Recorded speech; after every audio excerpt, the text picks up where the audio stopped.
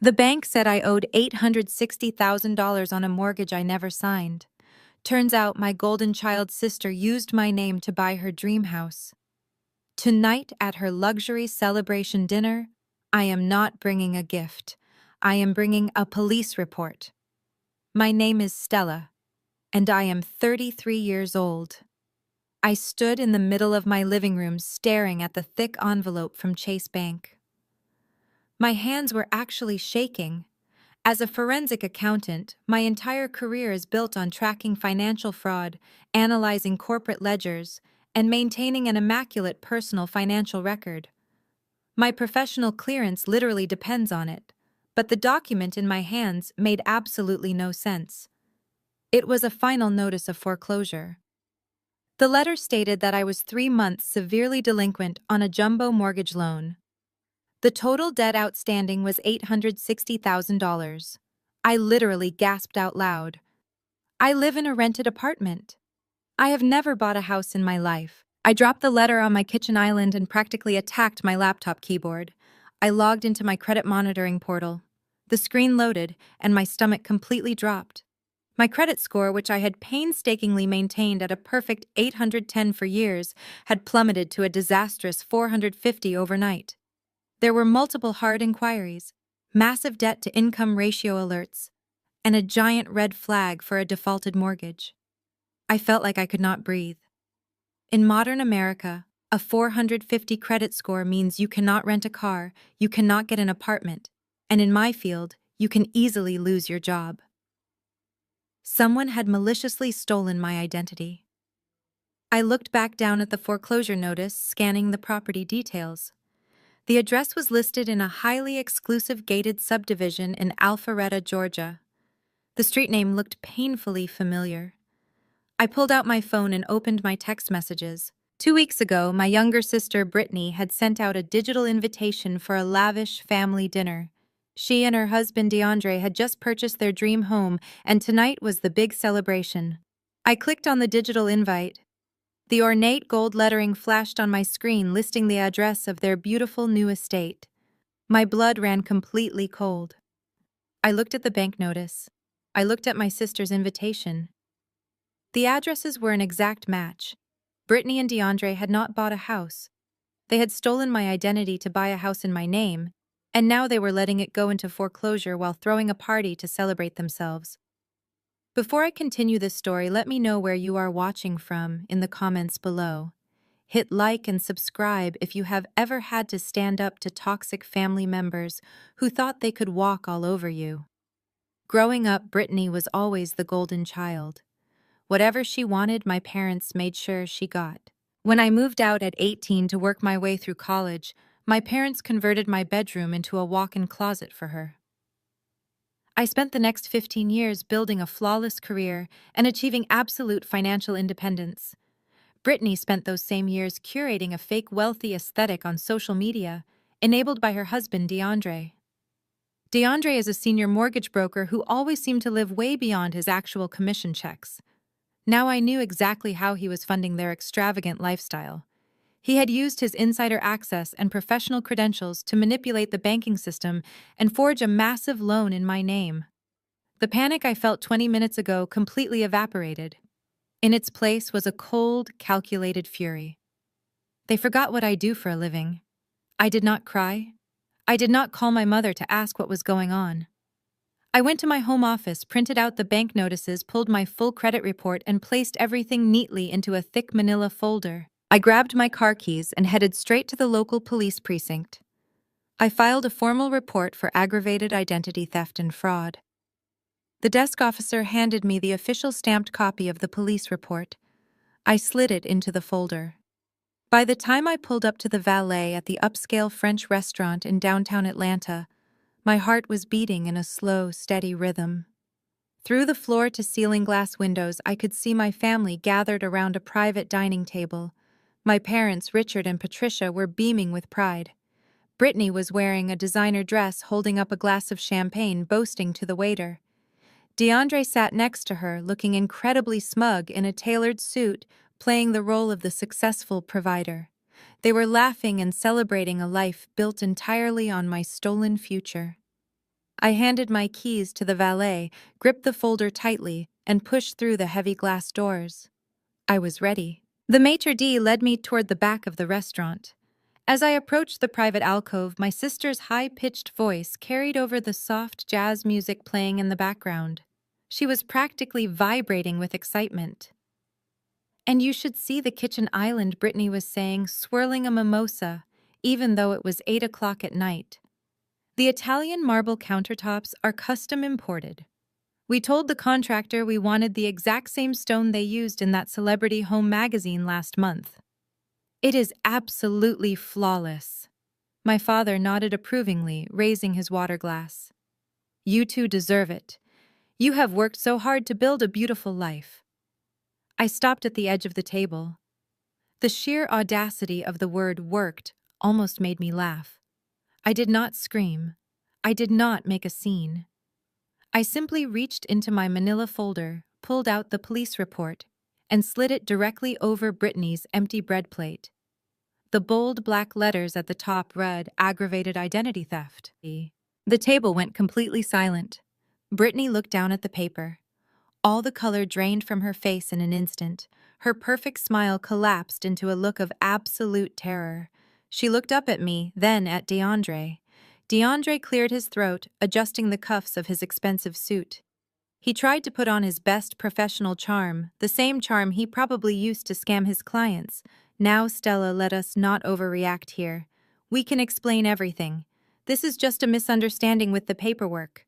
"A misunderstanding?" I kept my voice dead level. "A bank is foreclosing on an $860,000 mansion in my name. My credit score is destroyed. That is not a paperwork error, DeAndre. That is a federal crime." Before DeAndre could formulate another lie, my mother scoffed. She actually rolled her eyes and tossed her napkin onto the table. "Honestly, Stella, do you always have to be so dramatic?" Patricia said, her voice dripping with irritation. "Your sister is trying to celebrate a major milestone, and you come in here waving legal documents around like a crazy person. You are ruining a perfectly good evening." I stared at my mother, genuinely wondering if she had lost her mind. "Mom, they stole my identity. They forged my signature on a mortgage." My mother waved her hand dismissively, exactly like she did when we were kids and Brittany broke one of my toys. "Oh, stop using such ugly words. Nobody stole anything. They just borrowed your credit score for a little while to get the approval. DeAndre said he was going to refinance and take your name off the loan next year anyway. You did not even lock your credit, and you left your tax documents in your old bedroom, so it is partly your fault for leaving your information lying around the house." The room seemed to spin slightly. My own mother was victim blaming me for a massive financial fraud. "You knew about this?" I asked, looking between my parents. My father suddenly found his water glass. Very interesting, refusing to meet my eyes. "Of course we knew," Patricia continued, sipping her wine, as if we were discussing the weather. "You have been completely independent since you were 18, Stella. You make great money, you live in that nice apartment downtown, and you do not even need a house right now. You are single. Brittany is married and trying to start a family. Why can't you just let your sister use your good credit for a few years? It does not cost you anything. It costs me everything." I finally raised my voice just enough to make the neighboring tables glance over. "My credit score is 450. I am thousands of dollars in debt on paper. I am a forensic accountant. Do you have any idea what happens when a financial firm sees a defaulted jumbo loan on my record? I could lose my security clearance. I could lose my job over this." "Well, maybe if you were more supportive, they would not have had to go behind your back." My mother shot back, her tone turning venomous. "We asked you to co-sign for them months ago, and you selfishly said no. What were they supposed to do? Give up on their dream home just because you are stingy? Families make sacrifices for each other." "Stealing is not a sacrifice," I replied coldly. My father finally spoke up, offering a weak, pathetic defense. "Stella, please, keep your voice down. We are in a public place. DeAndre is a professional. He knows how the system works. He was handling the payments. They just got a little behind because of the renovation costs. We can sort this out privately. without involving the authorities. I looked at the four of them sitting there, my sister clutching her designer bag bought with stolen money, my brother-in-law arrogantly confident that his family ties would shield him from the law, and my parents entirely willing to sacrifice my career, my financial security, and my future just to give their golden child a marble kitchen island. They were not a family, they were parasites. I tapped my finger on the police report sitting in front of Brittany. "The police have the report," I said, my voice dropping to a harsh whisper. "The bank has been notified of the fraud. I am not co-signing, I am not covering for you, and I am not dropping the charges." DeAndre let out a low, breathy chuckle. The charming professional facade he wore for my parents melted away in an instant, replaced by a cold, calculating sneer. He leaned heavily across the table, his expensive cologne mixing awkwardly with the smell of the roasted garlic from my parents' plates. "You really think you have me backed into a corner, don't you?" DeAndre whispered, his tone dripping with condescension. "You think because you crunch numbers for a living, you understand how the real world operates? Let me educate you, Stella." My parents sat there completely silent, happily letting this man intimidate their own daughter. Brittany had recovered slightly, taking a large gulp of her mimosa, a smug little smile creeping back onto her face as she watched her husband take control of the situation. "I did not use a random computer to submit that loan application." DeAndre continued, his eyes locking onto mine with an intense, aggressive glare. "I am a senior mortgage broker. I know exactly what the fraud department looks for. I used your old college laptop, the one you left in the basement here at your parents' house. I routed the entire application through the IP address tied to your childhood home." I stared at him, keeping my expression perfectly neutral though my mind was racing. "And the signatures," DeAndre smirked, leaning even closer until I could see the broken blood vessels in his eyes. "E-signatures, completely authenticated. You left your old W-2 forms and tax returns sitting in your desk drawer upstairs. Your mother was more than happy to let me dig through them when I said I was helping you organize your finances. You did not have a credit freeze. You did not have two-factor authentication on your old email. As far as the bank is concerned, Stella applied for a loan from her family home using her own financial documents and approved the digital signatures herself." I kept my voice absolutely steady. "You just confessed to wire fraud and identity theft." He laughed out loud this time, a sharp, arrogant sound that echoed in the quiet restaurant alcove. "Who is going to believe you? The police. They are going to look at the IP address, they are going to look at the family connection, and they are going to classify this as a civil family dispute. Cops do not want to deal with messy family drama. They will tell you to take it to civil court." DeAndre leaned back in his chair, straightening his tie with an air of absolute victory. "Do you even know how a jumbo loan works, Stella? The bank does not care about you. They care about the collateral. The house is the collateral. As long as I eventually make the payments, the bank will look the other way. They do not want a foreclosure on their books any more than you do. So they will sweep this under the rug. You are fighting a war you have already lost." He pointed a finger at me across the table. "And if you decide to take me to civil court, I promise you I will drag this out for years. I know how the legal system works. I will file motion after motion. I will request endless continuances. I will bury you in so much legal paperwork that you will go bankrupt just paying your attorney fees. You will run out of money long before you ever see the inside of a courtroom." Brittany chimed in, her voice sickly sweet. "Just let it go, Stella. DeAndre is going to refinance in a year or two anyway. If you make a big deal out of this, you are only going to ruin your own life. Do not be the reason our family falls apart." My mother nodded firmly in agreement. "Listen to your sister. We are a family. We protect each other. If you go to the police again, you are no longer a part of this family." I looked at DeAndre. He actually thought he was a genius. He thought that because he worked in the mortgage industry, he possessed some secret, untouchable knowledge. He honestly believed that using an old laptop and forging electronic signatures made him an untraceable mastermind. But he was forgetting one crucial detail. I am a forensic accountant. My entire job is tearing apart complex financial webs woven by men much smarter than him. By using his broker credentials to push the loan through the system, he had not just committed standard identity theft. He had committed federal bank fraud. He had abused his fiduciary duty as a licensed financial professional. But I was not going to tell him that. Never interrupt your enemy when he is making a mistake. Are you done? I asked, my voice completely devoid of emotion. DeAndre sneered. I am just getting started. If you do not withdraw that police report by tomorrow morning, I will make sure your life becomes a living nightmare. I will call your firm. I will tell them you are having a mental breakdown and filing false police reports against your own family. Let us see how long you keep your precious security clearance after that. I looked at my mother. She was staring at me with cold, hard eyes, waiting for me to back down and apologize. I looked at my father, who was cowardly cutting his steak, pretending this conversation was not happening. Finally, I looked at my sister, the golden child sitting in her designer dress, entirely comfortable with the fact that her husband was threatening to destroy my life over a house. I reached out and tapped the police report one last time. Enjoy your dinner, I said. And enjoy the house, while you still can. I turned around and walked out of the private alcove. I did not look back.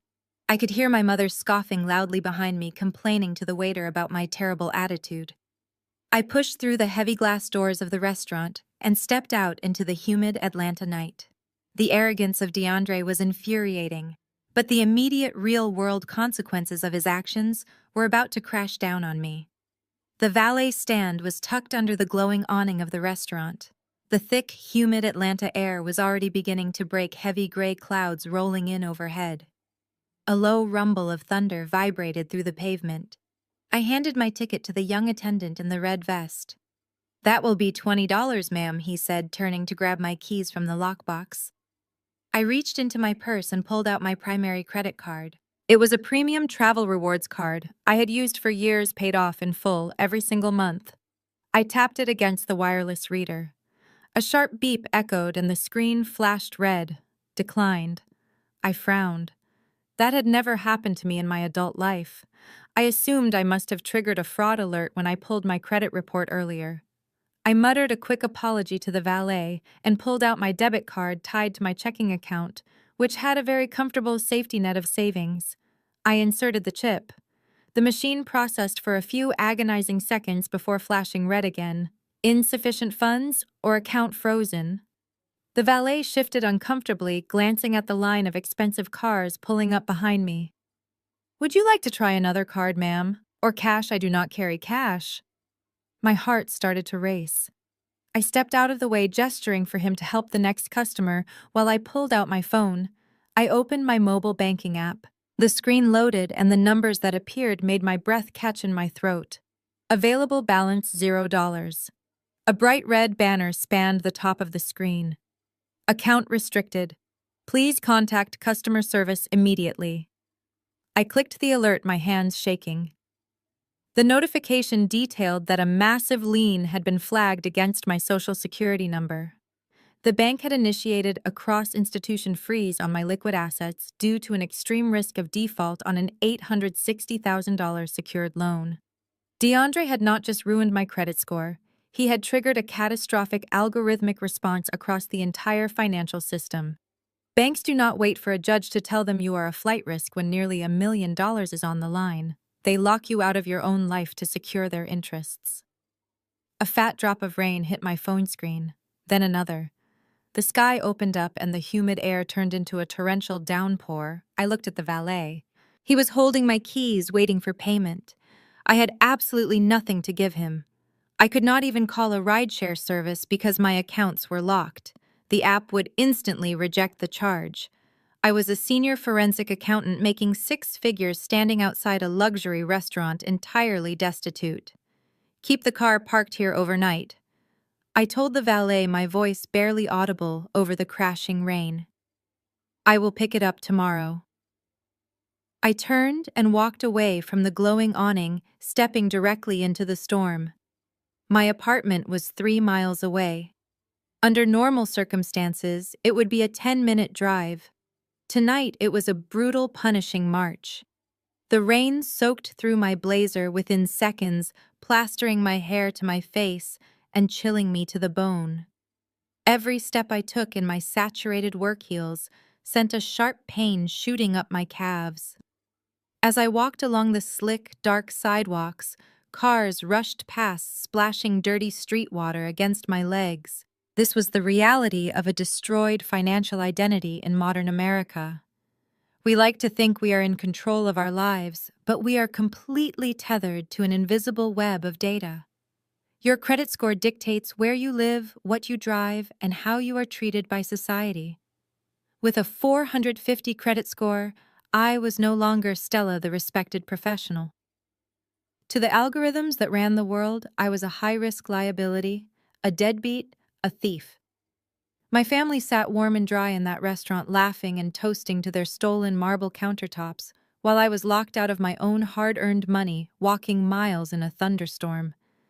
DeAndre thought he was so clever. He thought the system he manipulated would crush me into submission. He assumed that freezing my resources would leave me helpless and desperate enough to drop the charges just to survive. I finally reached the lobby of my apartment building, shivering violently, leaving a trail of water across the pristine tile floor. The night concierge gave me a startled look, but I ignored him and stepped into the elevator. I leaned my wet head against the cold, mirrored wall. I had never felt so physically miserable or financially vulnerable in my entire life. But as the elevator chimed at my floor, the despair began to harden into something else, something unbreakable. They had taken my credit. They had taken my money. They had even taken my car, but they had not taken my mind. And by tomorrow morning, my family was going to learn exactly why you never steal from a woman whose literal job is destroying financial criminals. Monday morning arrived with a blinding glare reflecting off the wet Atlanta pavement. I had barely slept.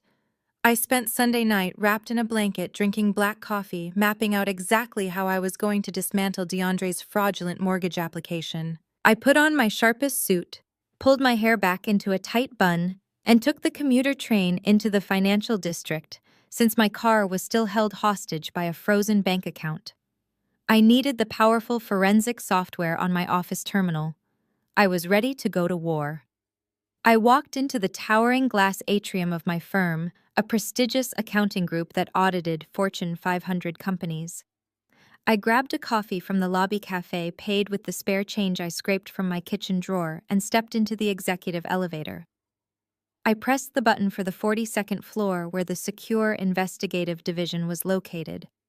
When the doors opened, I walked confidently toward the reinforced glass doors of my department and swiped my employee badge against the scanner.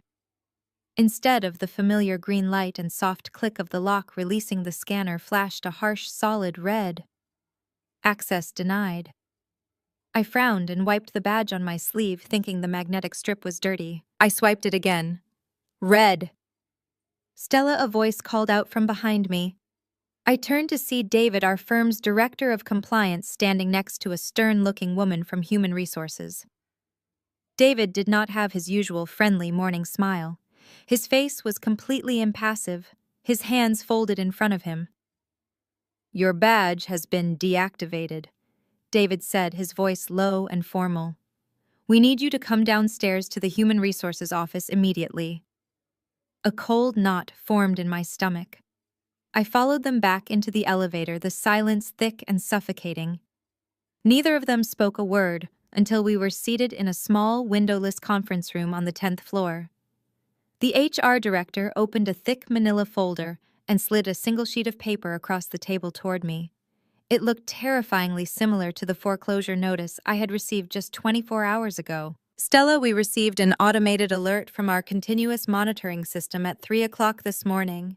David began crossing his arms. As a senior forensic accountant, handling highly sensitive corporate funds, maintaining a flawless personal credit profile is a strict condition of your employment and your federal security clearance. I looked down at the paper. It was an internal compliance report. The massive red bar across the top indicated a critical security failure. Your credit score dropped 360 points over the weekend, the HR director stated flatly. The system flagged a massive delinquent debt of $860,000 on a jumbo mortgage in default, along with multiple account freezes. Stella, a financial anomaly of this magnitude makes you an extreme liability. It flags you as a high risk for corporate embezzlement. I leaned forward, trying to keep the desperation out of my voice. David, this is a case of aggravated identity theft. I did not take out that loan. My brother-in-law is a mortgage broker, and he fraudulently used my personal information to secure a house for himself and my sister. I filed a police report last night. I am already taking legal action to clear my name. I reached into my briefcase, pulling out the copy of the police report I had shown my family the night before, and handed it to him. David reviewed it carefully, but his expression did not soften. He handed the report to the HR director before looking back at me with genuine regret. I believe you, Stella, David said softly. You have been a stellar employee for 5 years, but you know our industry regulations. Protocol is protocol. A police report is just an accusation. Until a federal or civil court officially rules this as fraud, wipes the debt from your record, and restores your credit score to the required minimum of 750, your security clearance is legally compromised. We cannot allow you access to client financial data. The HR director folded her hands on the table. Effective immediately, you are suspended pending the resolution of this investigation. Furthermore, because this is a suspension related to a breach of your security clearance requirements, it is without pay. We need you to surrender your company phone and laptop. Security will escort you out of the building. The words echoed in my head like a physical blow. Suspended. Without pay. Escorted out by security. In less than 24 hours, DeAndre and my sister had not just stolen my credit score, they had effectively destroyed my career.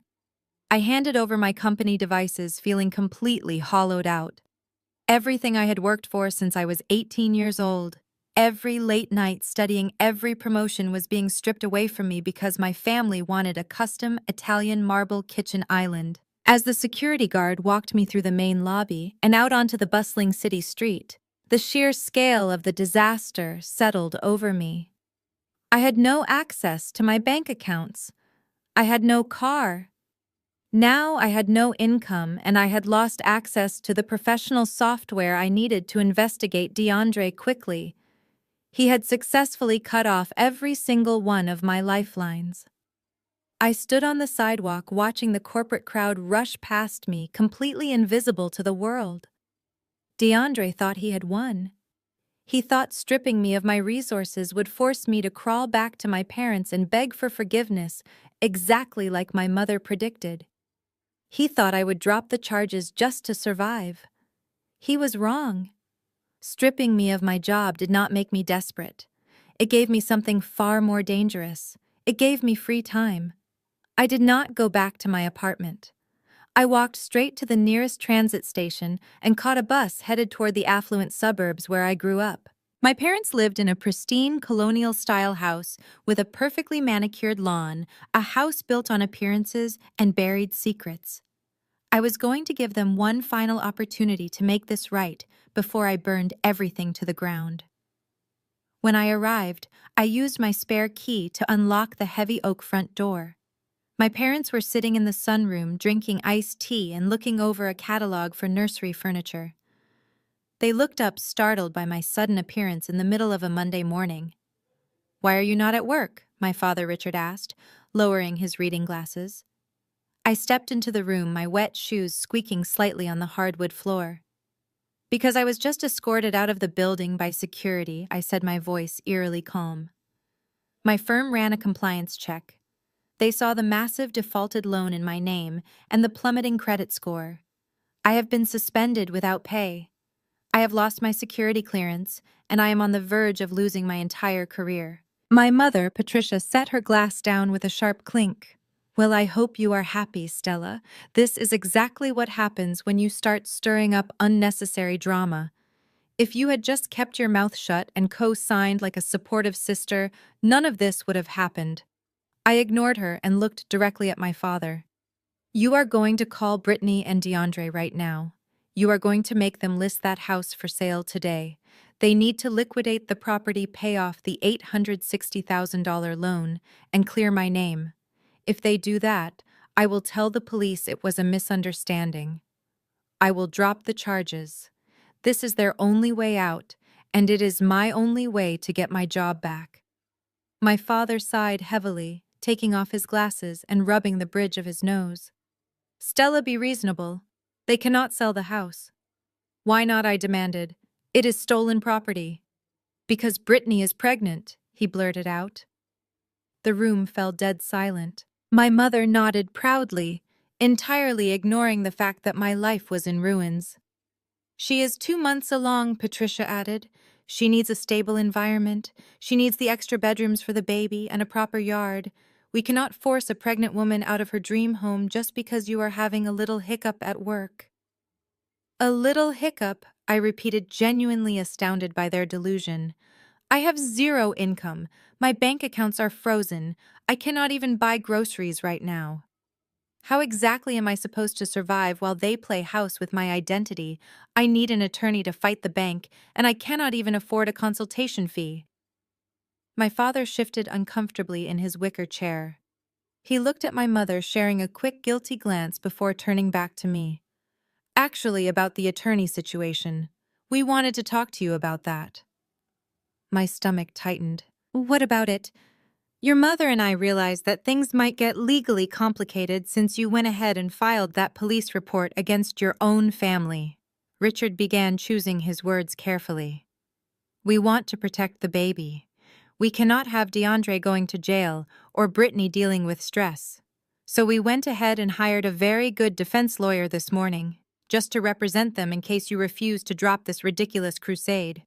You hired a defense attorney for the people who stole my identity. I asked, my voice barely above a whisper. With what money? My father cleared his throat, looking away. We used the $50,000 savings fund, the one we set aside for your future wedding. I felt as though the floor had literally dropped out from underneath me. That fund was established by my grandfather before he died. It was supposed to be my safety net. My parents had absolute control over the account, and they had always promised it would be there for my wedding or my first home down payment. You took my money, the money Grandpa left for me to hire a lawyer to defend the man who committed federal fraud against me. It is technically our money until we give it to you. Patricia snapped, instantly defensive. And since you are not engaged and clearly not buying a house anytime soon, we decided the family needed it more. DeAndre is providing us with our first grandchild. He needs protection from your selfish accusations. The sheer scale of the betrayal was paralyzing. They were not just taking Brittany's side. They were actively funding my destruction. They had taken the last financial resource I had in the world and handed it to the criminals who ruined me. I looked at my father, the man who was supposed to protect me. I looked at my mother, who was casually browsing cribs while my life collapsed. In that exact moment, the last lingering thread of familial duty inside me snapped. The daughter who wanted their approval died right there in that sunroom. I understand, I said, my voice completely devoid of any warmth or hesitation. Enjoy the new grandchild. I turned around and walked out of the house. I did not slam the door. I did not yell. I simply walked down the driveway with absolute clarity. They had drawn the battle lines. They had chosen to fund a criminal. Now it was time for me to do what I do best. It was time to follow the money. The walk from my parents' driveway to the bus stop felt different this time. The crushing weight of betrayal that had suffocated me all morning was completely gone. In its place was a sharp, icy focus. My mother thought I was just throwing a tantrum. My father thought I would eventually fold to keep the peace. DeAndre thought he had outsmarted me by cutting off my access to my corporate firm. They all severely misunderstood the situation. I was not a helpless victim crying over a stolen credit score. I was a senior financial investigator who had spent the last decade tearing apart multi-million-dollar corporate fraud rings. They had just picked a fight with the absolute worst person on the planet to steal from. I rode the bus back to my apartment building, my mind already organizing the data. When I walked through my front door, the silence of my apartment felt welcoming. I went straight to my home office. Human Resources had confiscated my company laptop, but any forensic accountant worth their salary maintains a private, heavily encrypted workstation for independent research. I pulled a heavy black laptop from the hidden compartment in my desk, plugged it in, and booted up my secure operating system. DeAndre thought he was untouchable because he worked from the inside. He assumed that because the bank approved the loan, the trail was clean. But fraud is never clean. It is a messy, arrogant process. Criminals like DeAndre always make the same fatal mistake. They get greedy and they get lazy. I poured myself a glass of ice water, cracked my knuckles, and opened my primary investigative software. It was time to launch a shadow investigation into my brother-in-law. I started with the basics. I accessed the county property tax database and pulled the official deed for the $860,000 house in Alpharetta. There it was, clear as day. My name, Stella, listed as the sole legal owner. DeAndre had not even bothered to put his or Brittany's name on the deed, likely because their own debt-to-income ratios were too disastrous to pass any level of secondary underwriting. He had completely isolated the asset in my name to protect himself. But by doing so, he had unwittingly given me absolute unchecked legal authority over the property. Next, I dug into his professional life. I pulled up the state licensing board for mortgage brokers and ran DeAndre's credentials. His license was active, tied to a mid-sized brokerage firm in downtown Atlanta. I opened a new window and started pulling public records on the firm itself. I cross-referenced the firm's state tax filings, its registered agents, and its history of incorporated shell companies. If DeAndre was bold enough to forge an entire jumbo loan application for a family member, he was definitely running other scams. You do not wake up one morning and decide to commit high-level federal bank fraud for the very first time on an $860,000 luxury property. You work your way up to it. You test the waters. You build a system. And I was going to find his system. I used a specialized data scraping tool to pull all the public real estate transactions DeAndre had brokered over the last 36 months. Hundreds of rows of data flooded my screen.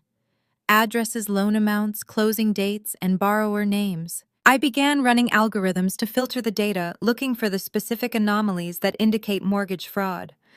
I searched for rapid title transfers, heavily inflated appraisals, and unusual patterns in the demographic data of his clients. The sun began to set over the Atlanta skyline outside my window, casting long shadows across my desk. I did not turn on the overhead lights. I just sat in the glow of the monitors, my eyes scanning line after line of financial data. The deeper I dug into DeAndre's portfolio, the more the numbers began to tell a story. I noticed a pattern.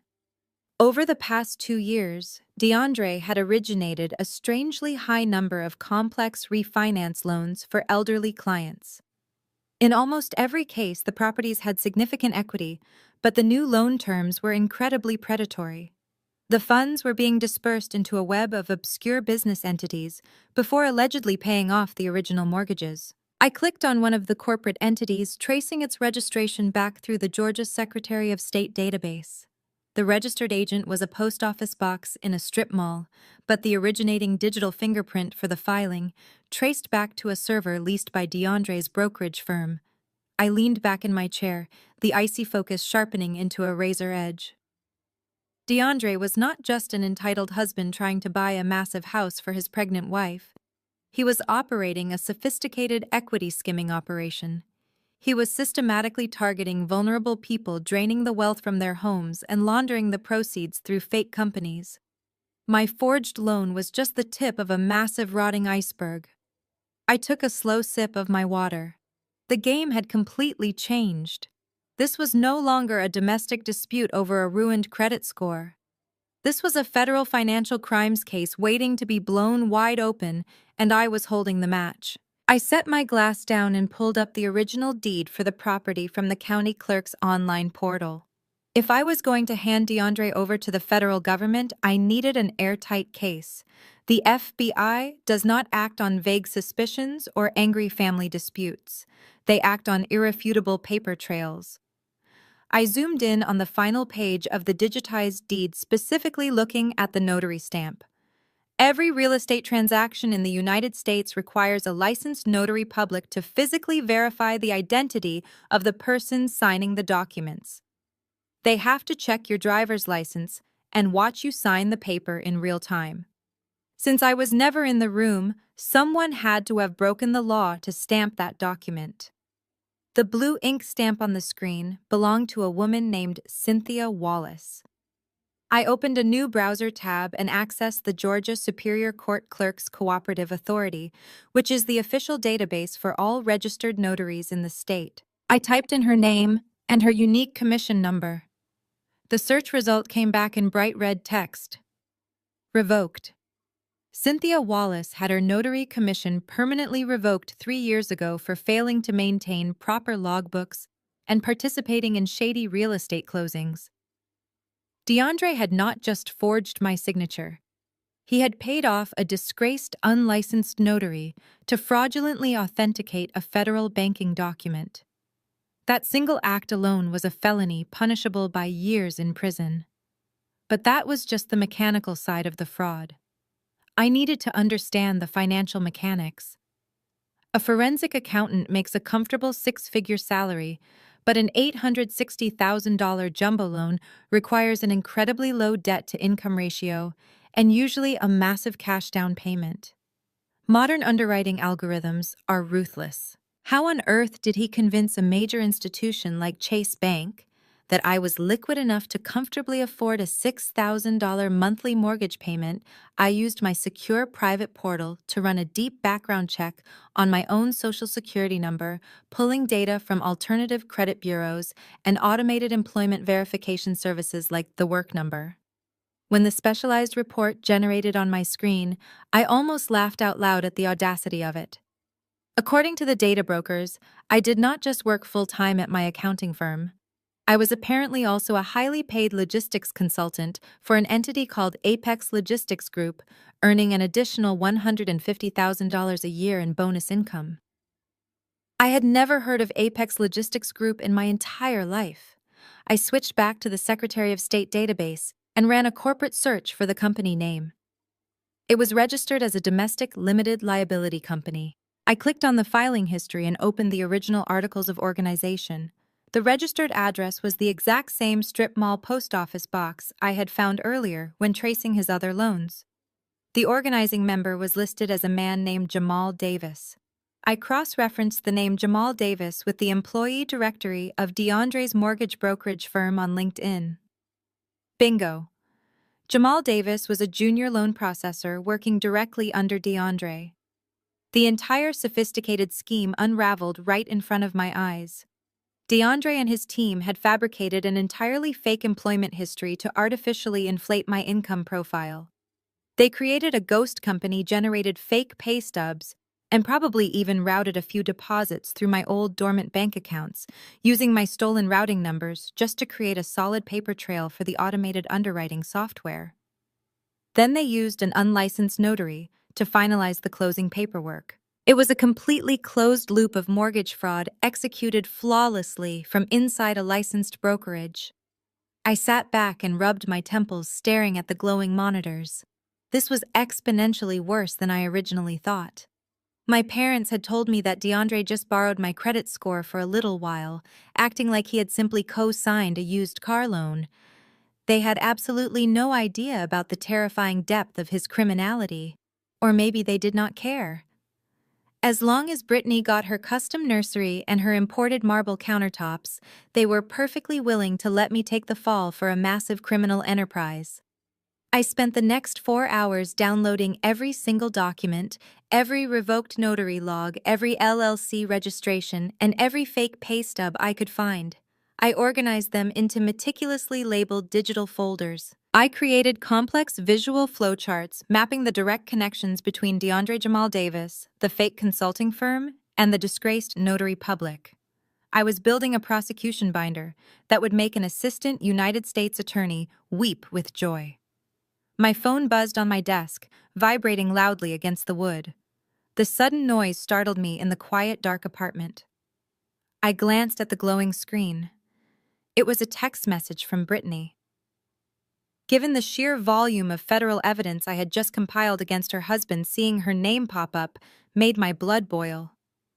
I picked up the phone and opened the message. It was not an apology. It was an invitation. It was not an apology. It was an invitation. The screen of my phone illuminated my dark office with a brightly colored digital flyer covered in gold glitter, pink bows, and blue ribbons. The elegant script across the top read, DeAndre and Brittany's luxury housewarming and gender reveal extravaganza. Beneath the ridiculous graphic was a text message from my sister. It read, Stella. Mom said you are still throwing a fit about the mortgage thing and got yourself suspended from work. Please grow up and stop being so bitter. It is my special day, and you need to come support the family. I am not letting your jealousy ruin this for me. I stared at the message, completely mesmerized by her breathtaking delusion. She had stolen my identity, ruined my credit, cost me my career, and her biggest concern was that my perfectly justified anger might somehow put a damper on her party.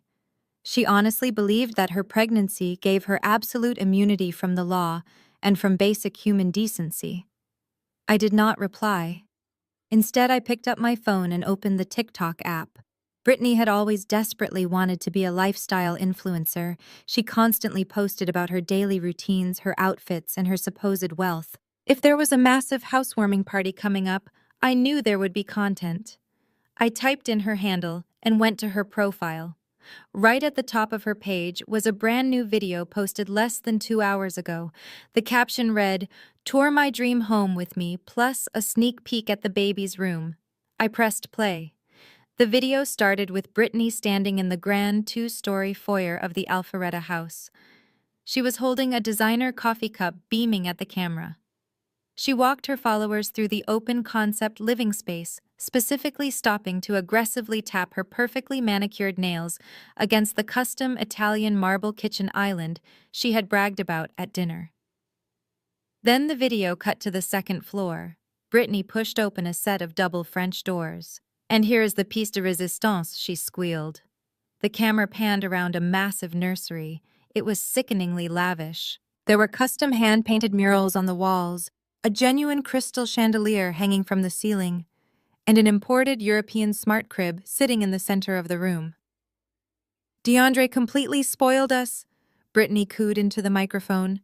"We dropped $30,000 just on this room alone. Only the absolute best for our little angel." $30,000. My forensic mind immediately went to work snapping the pieces of the financial puzzle together. Chase Bank was foreclosing on the property because the mortgage was 3 months severely delinquent.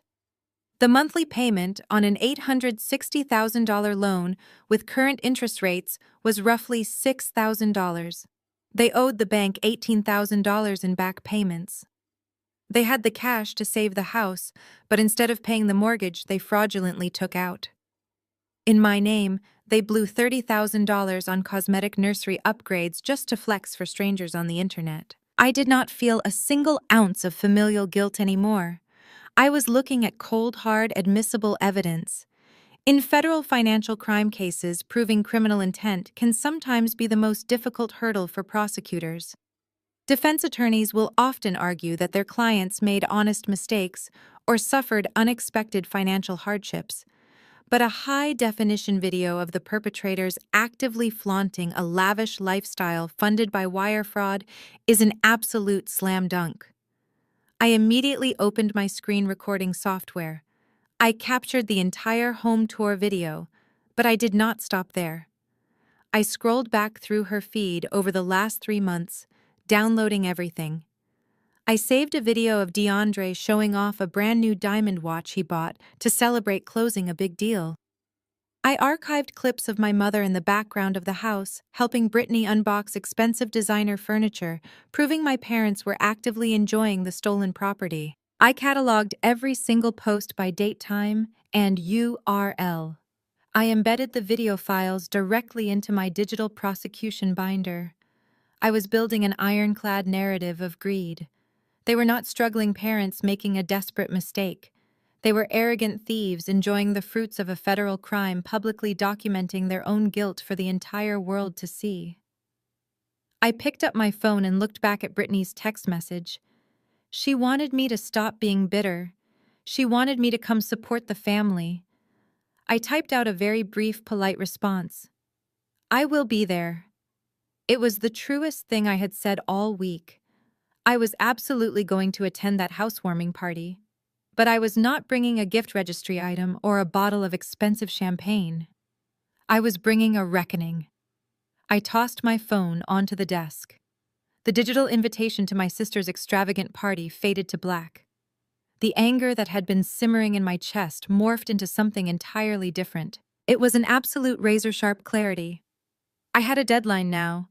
The party was scheduled for this upcoming Saturday.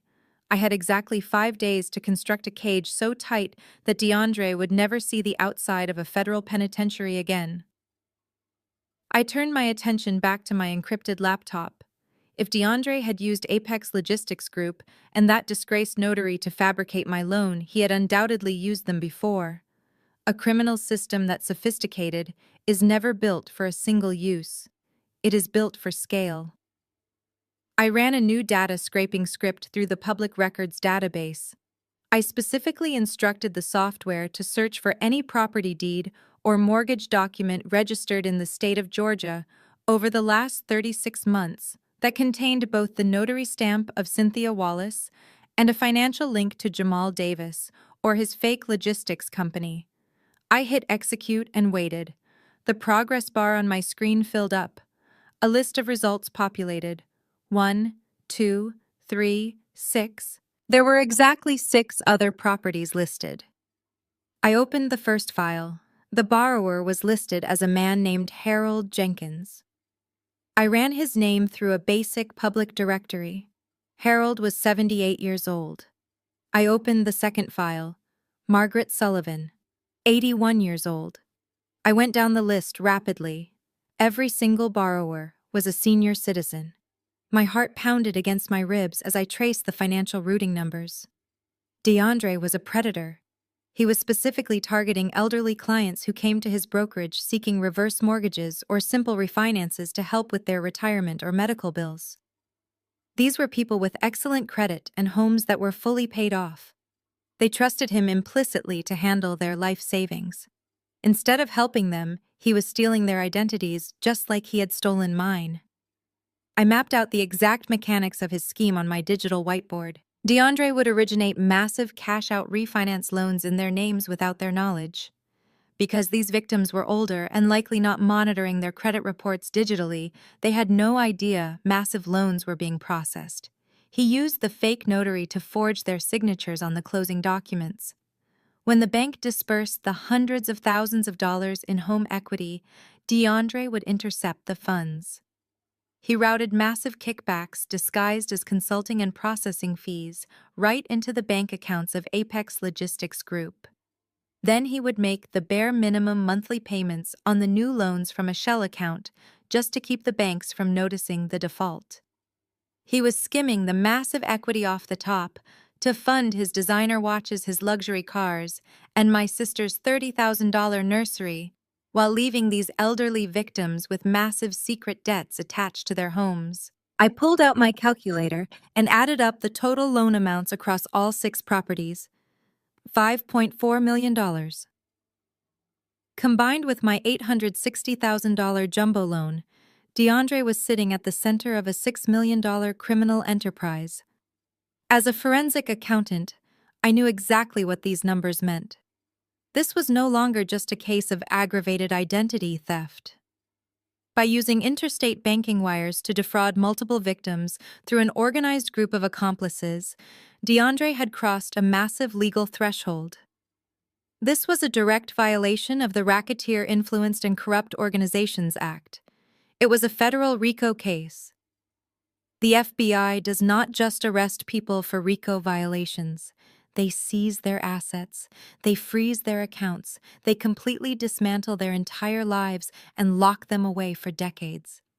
My parents had begged me to keep the peace. They had accused me of ruining the family over a simple mistake. They used my grandfather's money to hire a defense attorney to protect a man who was systematically destroying the lives of innocent retirees. My mother wanted to protect her grandchild's stable environment, but that environment was built on the stolen retirement funds of an 80-year-old widow. They were complicit in funding a monster. I saved the final batch of documents to my encrypted drive. The evidence was overwhelming and perfectly organized. I had the bank routing numbers, the forged signatures, the fake company registrations, and the exact IP addresses used to submit the fraudulent applications. I leaned back and looked at the clock. It was past 2 in the morning. DeAndre thought his biggest problem was an angry sister-in-law with a bruised credit score.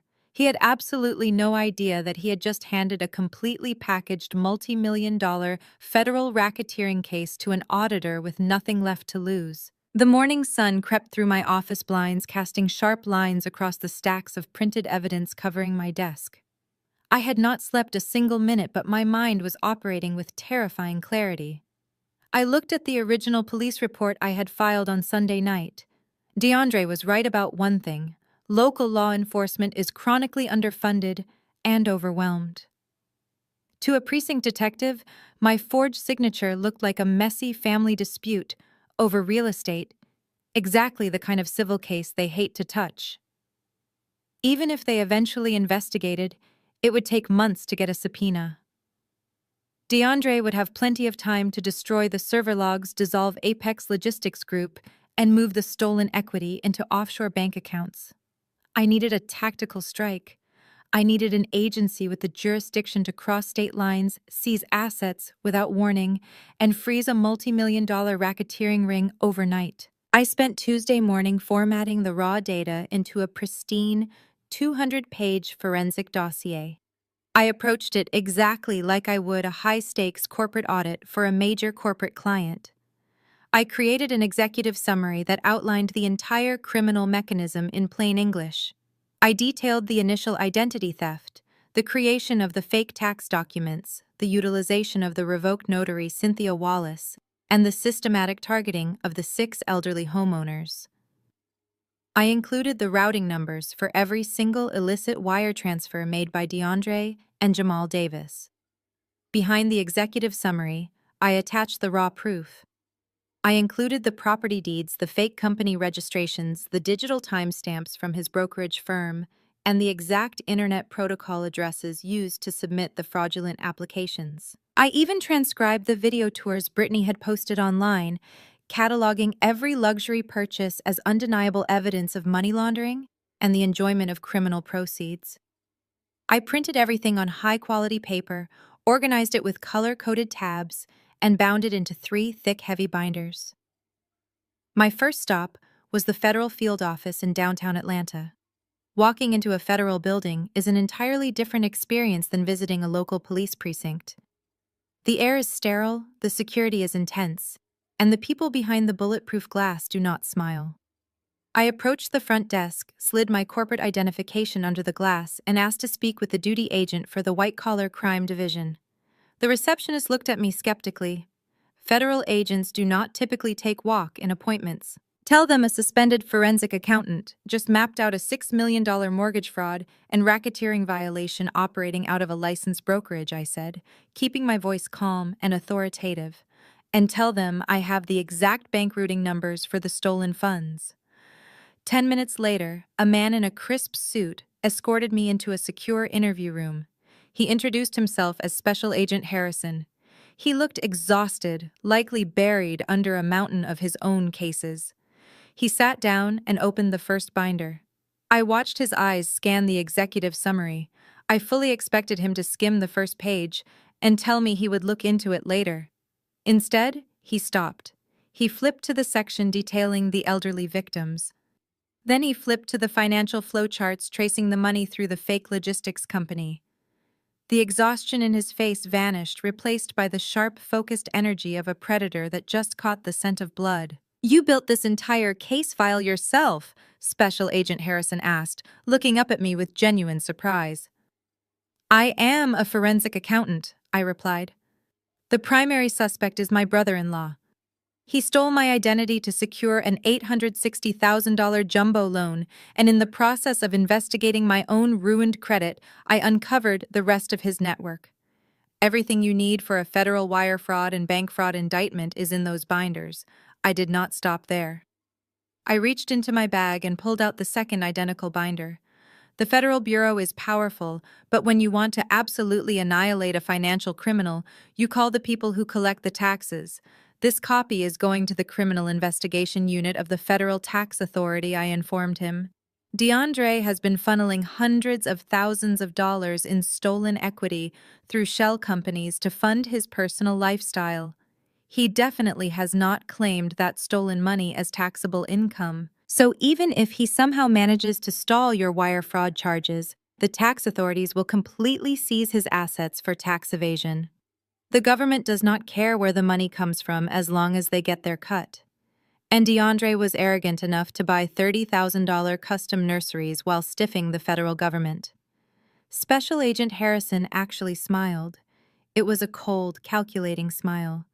He closed the binder and rested his hands on top of it. He told me that his division had actually been receiving quiet complaints about DeAndre's brokerage firm for the past 6 months, but they lacked the internal paper trail to secure a search warrant. My 200-page dossier was exactly the golden key they needed to tear his operation apart. We are going to expedite this, Special Agent Harrison said, standing up to shake my hand. Do not confront him. Do not tell your family. Let him think he has gotten away with it. We need him comfortable while we get the federal warrants signed. I left the federal building and stepped out into the bright afternoon sun. The trap was officially set. DeAndre and Brittany thought they were untouchable in their stolen mansion. They had no idea a federal storm was gathering right above their heads. But calling the authorities was only the first part of my plan. Criminal charges would put him in prison, but I needed to personally ensure their precious housewarming party was a total disaster. I pulled out my phone and looked up the contact information for my new property's utility providers. Since DeAndre had so graciously put the entire deed exclusively in my name, I was the only person with the legal authority to keep the lights on. I sat in the driver's seat of my parked car outside the federal building, staring at the screen of my phone. DeAndre thought isolating the deed entirely in my name was his ultimate shield. He assumed it would protect his own assets if the fraudulent loan ever went south. But in his extreme arrogance, he had handed me the master key to his entire life. When you are the sole legal owner of a property, you control the infrastructure. And I was about to systematically dismantle my sister's dream house wire by wire and pipe by pipe. I started with the power grid. I looked up the customer service number for Georgia Power and dialed. A cheerful, automated voice prompted me through the menu until I reached a live representative. The woman on the line asked for the account number or the service address. I gave her the address of the Alpharetta Mansion. I can help you with that, the representative said politely. I just need to verify the account holder's identity. Can I have the last 4 digits of the Social Security number on file?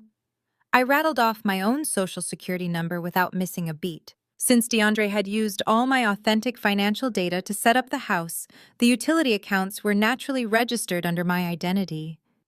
It was the only way he could get the services connected without raising red flags at the utility companies. Thank you, Stella, the representative said, completely oblivious to the domestic warfare she was about to facilitate. How can I assist you today? Are you looking to pay your balance? No, I replied, my voice perfectly level. I am the property owner, and I need to request a complete disconnection of service. A hard shutoff at the meter. The representative paused, clearly typing on her keyboard. Oh, I see. Are you moving out? We can transfer your service to a new address if you would like. I am not transferring service, I clarified. I am evicting unauthorized tenants, and the property will be sitting vacant. I need the power entirely cut. I want the disconnection scheduled for this Saturday morning exactly at 10 o'clock. I chose that specific time for a reason. Brittany's digital invitation stated that her luxury housewarming party started at noon. The caterers, the florists, and the decorators would all be arriving by 10:30 to begin setting up. They would be walking into a dark, unair-conditioned house in the middle of a humid Georgia afternoon. The representative confirmed the date and time, completely finalizing the order, one utility down. Next, I called the County Water and Sewer Authority. The process was almost identical. I verified my identity, bypassed their security questions with ease, and requested an immediate shutoff at the street level. I specifically asked them to place a physical padlock on the water meter to ensure the tenants could not just walk outside with a wrench and turn the valve back on themselves. Without water, there would be no flushing toilets for the 50 guests Brittany had invited. There would be no running sinks for the expensive catering company to wash their produce. The custom marble kitchen would be completely useless. The representative processed the request, confirming that a county technician would be dispatched early Saturday morning to lock the meter. I did not stop there. I was methodically burning down every comfort they had stolen. I dialed the natural gas provider and ordered a hard disconnect. I called the high-speed internet provider. Brittany loved to document every second of her fake, luxurious life for her followers. She had bragged about the house having gigabit fiber internet to support all her smart home devices and streaming needs. I canceled the plan entirely, wiping the router remotely so that her smart lights, her security cameras, and her aesthetic TikTok videos would all instantly drop offline. Within 45 minutes, I had systematically stripped the $860,000 mansion of every modern necessity. DeAndre and Brittany were currently living in a beautiful brick box that was about to become completely uninhabitable. I leaned my head against the steering wheel and took a deep breath. A dark, deeply satisfying sense of anticipation washed over me. For my entire life, my parents had demanded that I make myself smaller to accommodate Brittany's ego. They had constantly asked me to sacrifice my own comfort so she could shine. Now she was going to experience exactly what it felt like to be left entirely in the dark. I put my car in gear and pulled away from the curb. The federal agents were building the criminal case and the utility companies were handling the infrastructure. But I still had one more legal weapon at my disposal as the legitimate property owner, and it was time to introduce my family to the most ruthless organization in suburban America, the Homeowners Association. A luxury gated community in Alpharetta does not just let anyone live within its walls. They operate under a homeowners association, which essentially functions as a small, highly vindictive local government. People who live in these neighborhoods sign away certain rights in exchange for perfectly manicured lawns and absolute uniformity. As a forensic accountant, I appreciate rules. DeAndre, as a fraudster, clearly thought he was above them. I opened my laptop and searched for the subdivision name listed on my stolen deed. Within seconds, I located the official website for the property management company overseeing the neighborhood. I found the direct phone number for the president of the Homeowners Association, a woman named Beverly. I dialed the number, and she answered on the second ring with a clipped professional tone that demanded respect. I introduced myself as Stella, the legal owner of the property on Oakwood Trace. I explained that I had recently discovered some severe compliance issues regarding my property and needed to speak with her immediately. Beverly's tone shifted from professional to highly attentive. If there is one thing a suburban HOA president loves, it is a compliance issue. I asked Beverly to email me the complete neighborhood bylaws along with the covenant's conditions and restrictions. While she was pulling up my property file, I dropped the first major obstacle onto DeAndre's lap. I informed her that the people currently residing inside my house, DeAndre and Brittany, were unauthorized tenants. I stated clearly that I had never signed a lease agreement with them, and they had bypassed the mandatory community background check required for all non-owner occupants. Beverly gasped audibly over the phone. In luxury-gated communities, unauthorized and unvetted occupants are treated like a severe security threat. She immediately cited Section 4 of the neighborhood bylaws, which stated that unapproved renters subject the homeowner to a fine of $500 per day. I told her I fully supported the strict enforcement of this rule. I requested that she officially classify them as unauthorized occupants and begin levying the maximum daily fine immediately. But I was not finished. I brought up the TikTok video Brittany had posted of her custom nursery. In her desperation to boast about her fake wealth, my sister had explicitly pointed out the new custom arched windows they had installed to let in more natural light for the baby. Changing the exterior facade of a house in a strict HOA requires months of detailed applications, contractor vetting, and explicit approval from the Architectural Review Board. I described the custom exterior window modifications to Beverly. I asked if any architectural review forms had been submitted or approved for my property. I could hear the furious, aggressive clicking of her keyboard. Beverly confirmed that no permits had been approved. She sounded genuinely outraged. Modifying the exterior of a luxury home without the association's blessing is considered a cardinal sin in suburban America. She rattled off the penalties without hesitation. There would be an immediate fine of $2,000 for unauthorized construction, plus a daily fine of $200 until the exterior was fully restored to its original approved condition. I authorized her to levy every single maximum penalty available under the bylaws. I told her I wanted the neighborhood rules enforced to the absolute fullest extent. Then came the final, most crucial detail. Beverly asked where she should mail the violation notices and the rapidly mounting invoices. When DeAndre forged the loan documents, he used my parents' address as his secondary mailing address and guarantor location. He did this hoping to intercept any physical bank mail before it ever reached my actual apartment. He thought he was being clever. I gave Beverly my parents' home address. I told her to send all official HOA correspondence certified letters and daily fine invoices directly to Richard and Patricia. Let the Homeowners Association bury them in certified paperwork. The devastating beauty of HOA fines in the state of Georgia is that they attach directly to the property as a legally binding lien. If the federal authorities somehow missed DeAndre, the HOA had the legal authority to foreclose on the house themselves over unpaid fines. He was now trapped in a web of bureaucratic financial ruin that he could not manipulate or charm his way out of. I thanked Beverly for her diligent service to the community. She eagerly promised to send the community enforcement officer to the property that very afternoon to photograph the unapproved windows and personally serve the first round of violation notices. I ended the call and closed my laptop.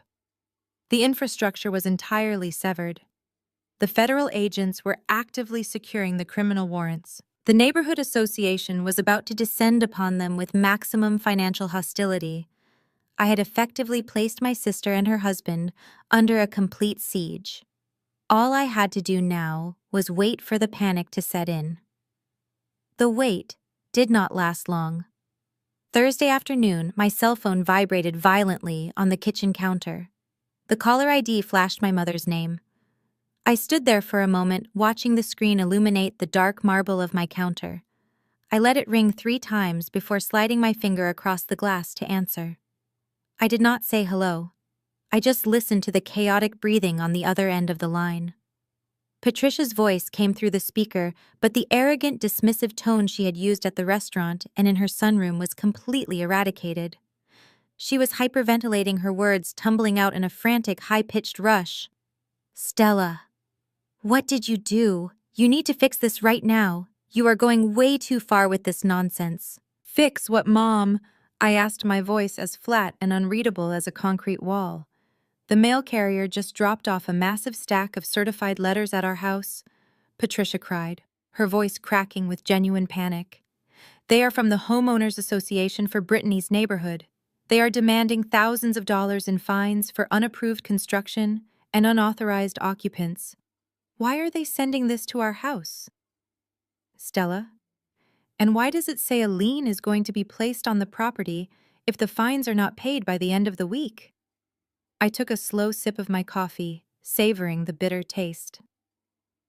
Because DeAndre used your home address as the secondary guarantor location when he forged the federal loan documents, I explained calmly. He needed a clean address to intercept any physical bank mail so I would not see it. He actively attached your property to his fraud. And since the Homeowners Association is legally bound to notify the guarantor of any severe neighborhood violations, they are simply following protocol. DeAndre broke the strict neighborhood bylaws, and now the neighborhood is holding him financially accountable. Patricia gasped, the terrifying reality of the certified paperwork finally penetrating her thick wall of denial. But that is not even the worst part, she continued, her panic escalating into pure hysteria. DeAndre went to the bank this morning to wire the final payment to the catering company for the party on Saturday. The teller told him his accounts are restricted. He cannot access his business accounts, his personal checking, or his savings. Everything is locked. He cannot even buy groceries right now. My heart gave a heavy, satisfying thump. Special Agent Harrison and the Criminal Investigation Unit of the Tax Authority had moved exponentially faster than I anticipated.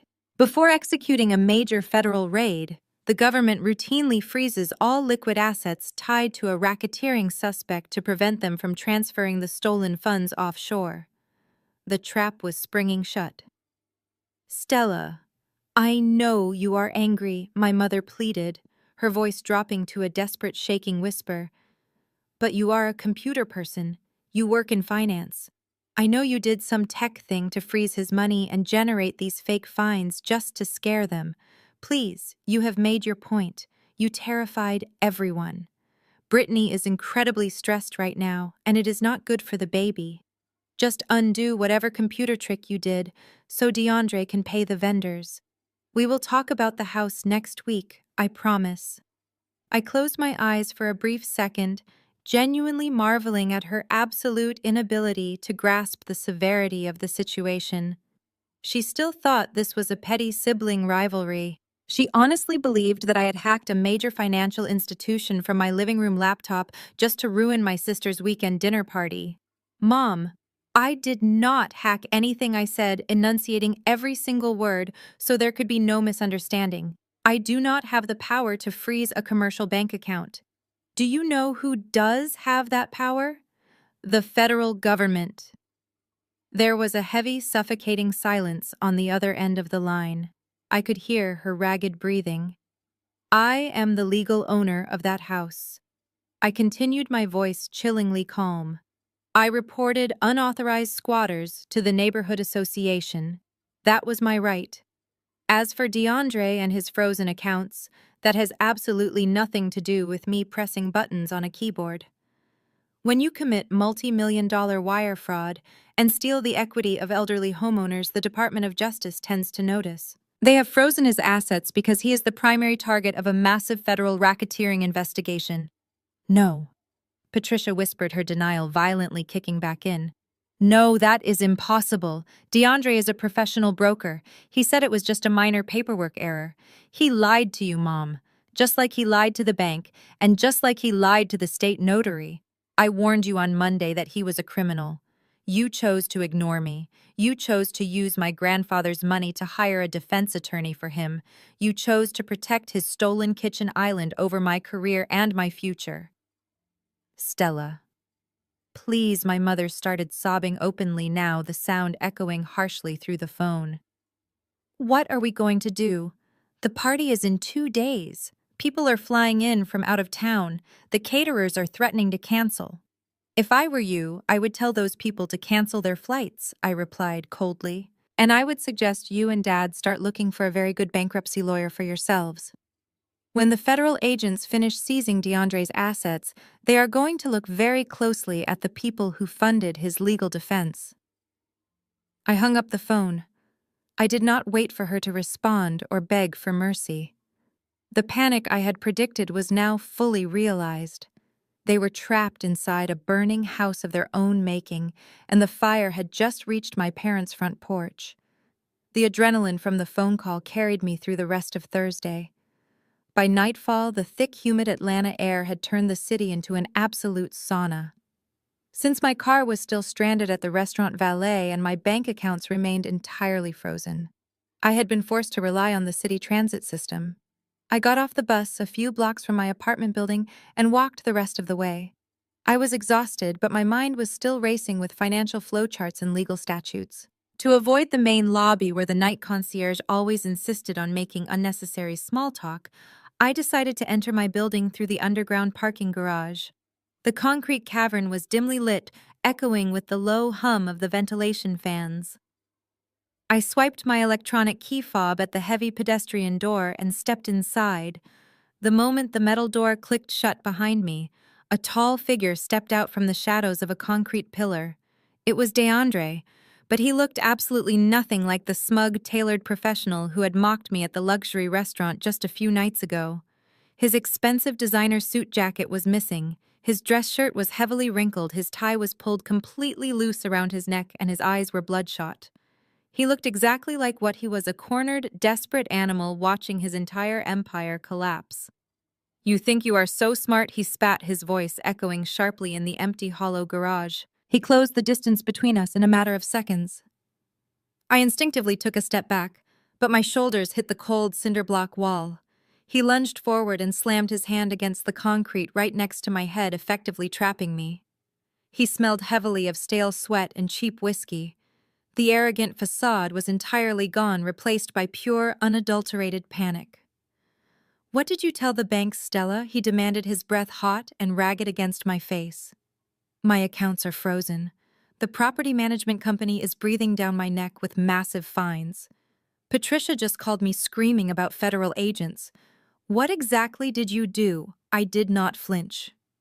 I kept my posture straight and my expression completely neutral. "I did not do anything to your accounts, DeAndre," I replied evenly. "You did this to yourself when you stole my identity. And you sealed your own fate when you stole from Harold Jenkins and Margaret Sullivan." The mention of the elderly victims' names hit him like a physical blow. The aggressive, intimidating posture faltered for a fraction of a second, replaced by a look of genuine, absolute terror.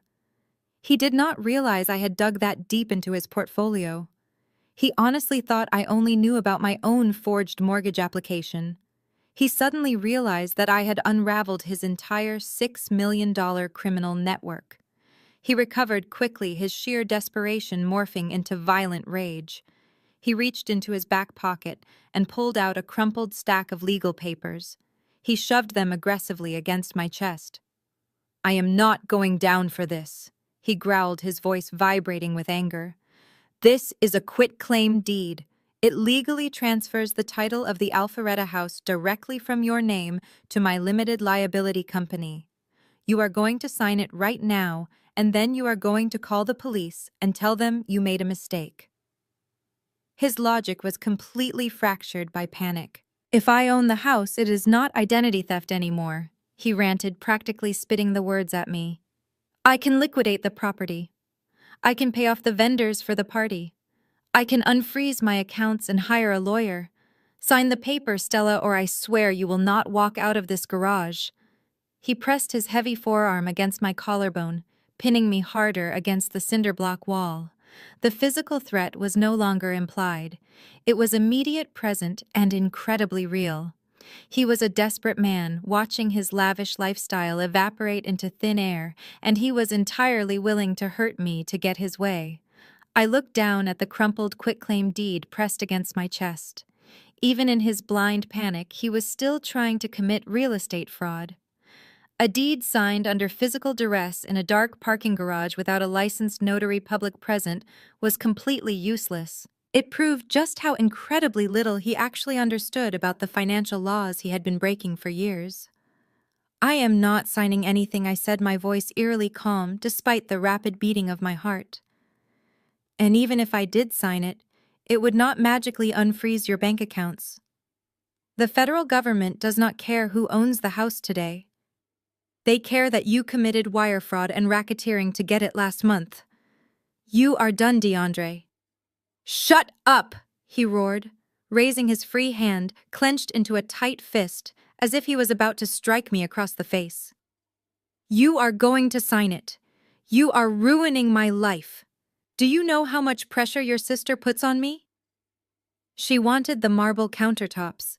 She wanted the $30,000 nursery. Your parents expected me to provide a lifestyle I could not afford. I did what I had to do to survive in this greedy family, and you are not going to take it all away from me. I held my ground, staring directly into his bloodshot eyes without blinking. He thought he had me completely isolated and helpless in a dark, empty garage. He thought his physical intimidation and violent threats would finally break the forensic accountant who had just dismantled his entire criminal operation. But once again, DeAndre was severely underestimating my preparation. I did not need to fight him off. I just needed him to keep talking. When I first stepped into the underground garage and saw the shadows moving, I did not freeze out of fear. I stopped to press the side button on my phone, instantly activating the voice recording app I had queued up during my bus ride. Furthermore, when DeAndre cornered me, I intentionally took a step back so that my shoulders hit the cinder block wall directly beneath the glare of the property management's high-definition security camera. I knew the exact blind spots of this garage, and I made absolutely sure we were standing dead center in the camera's field of view. Are you threatening to physically harm me over a fraudulent real estate deed? I asked, speaking clearly and loudly enough for the microphone in my blazer pocket to pick up every single syllable. I am telling you that you are not going to ruin my life and just walk away, DeAndre snarled, stepping even closer, his fists still clenched. Sign the paper right now, Stella. I will make you regret it if you fight me on this. I know where you live. I know where you work. You are not safe from me. That was exactly the phrase I needed. I reached into my pocket, but I did not pull out a pen to sign his ridiculous document. I pulled out my phone. The screen was glowing bright white in the dim garage, clearly displaying the audio recording app with the time code ticking past 3 minutes. This entire conversation is already backed up to a secure cloud server, I said, my voice dripping with absolute contempt. And if you look up and slightly to your left, you will notice the 24-hour security camera pointed directly at your face.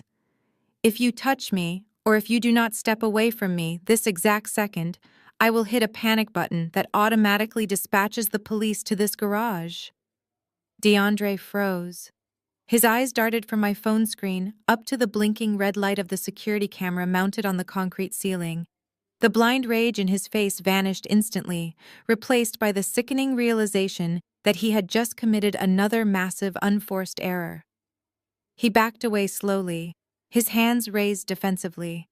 He opened his mouth to say something, but no words came out. He turned and practically sprinted toward the exit ramp, his footsteps echoing wildly in the dark. I did not go to sleep that night. I contacted my building manager, explained the situation, and secured a digital copy of the garage surveillance footage by sunrise. On Friday morning, while DeAndre was likely frantically trying to figure out how to pay his party vendors with frozen bank accounts, I walked into the county courthouse. I bypassed the civil division entirely and headed straight for the magistrate clerk to file a petition for an emergency ex parte restraining order. In the state of Georgia, stalking and extortion accompanied by a credible threat of physical violence are grounds for immediate protection. When I stood before the judge in his private chambers, I did not have to rely on emotional testimony. I simply played the crisp, clear audio of DeAndre cornering me, demanding I sign over an $860,000 asset and threatening my physical safety. I handed the judge the printed screenshots from the security camera showing a physically imposing man pinning me against a wall. The judge did not hesitate. He signed the emergency protective order immediately. As the clerk handed me the officially stamped documents, I read the standard conditions printed on the thick legal paper. DeAndre was legally barred from coming within 500 feet of my physical person. He was barred from coming near my place of employment. And most importantly, he was explicitly barred from coming within 500 feet of my residence, or any property legally owned by me. Any property legally owned by me. DeAndre had purposely put the Alpharetta mansion entirely in my name to shield himself from liability. The deed was registered strictly to Stella. On paper, it was my absolute property. Therefore, by the stroke of a judge's pen, DeAndre was instantly and legally banished from his own home. Standard eviction procedures can take weeks or even months of tedious civil litigation, but a temporary protective order is immediate and enforced by the threat of instant incarceration. If DeAndre stepped foot on the driveway of that house, he was committing a criminal violation of a court order. I walked out of the courthouse and handed the stamped documents directly to the sheriff's deputy assigned to serve the order. I provided the deputy with DeAndre's office address, knowing he would likely be there trying to salvage his imploding brokerage firm. It was Friday afternoon. Brittany's massive catered housewarming extravaganza was scheduled to begin in less than 24 hours. Her power was scheduled to be cut. Her water was about to be padlocked. The neighborhood association was preparing to hit them with thousands of dollars in property liens. And now, the host of the party was legally prohibited from even walking through his own front door. I sat in a coffee shop across from the courthouse sipping an iced latte completely at peace. The dominoes were perfectly aligned. All I had to do now was show up to the party and watch them fall. I finished the last drop of my iced latte and threw the plastic cup into the trash bin. The restraining order was a brilliant tactical strike, but it only solved half of the problem. It legally banished DeAndre from the property, but Brittany was still sitting inside my $860,000 mansion. She was likely finalizing her extravagant catering menus, arranging expensive floral centerpieces, and completely ignoring the fact that her husband was a wanted criminal. I needed her out, and I needed it done with the same ruthless legal precision I had used on DeAndre. I pulled out my phone and searched for the most aggressive real estate litigation attorney in the Atlanta metropolitan area. I did not want a friendly family lawyer who would suggest mediation. I wanted a shark. I found a senior partner named Gregory Lawson, a man infamous in corporate circles for destroying fraudulent leases and swiftly removing illegal squatters.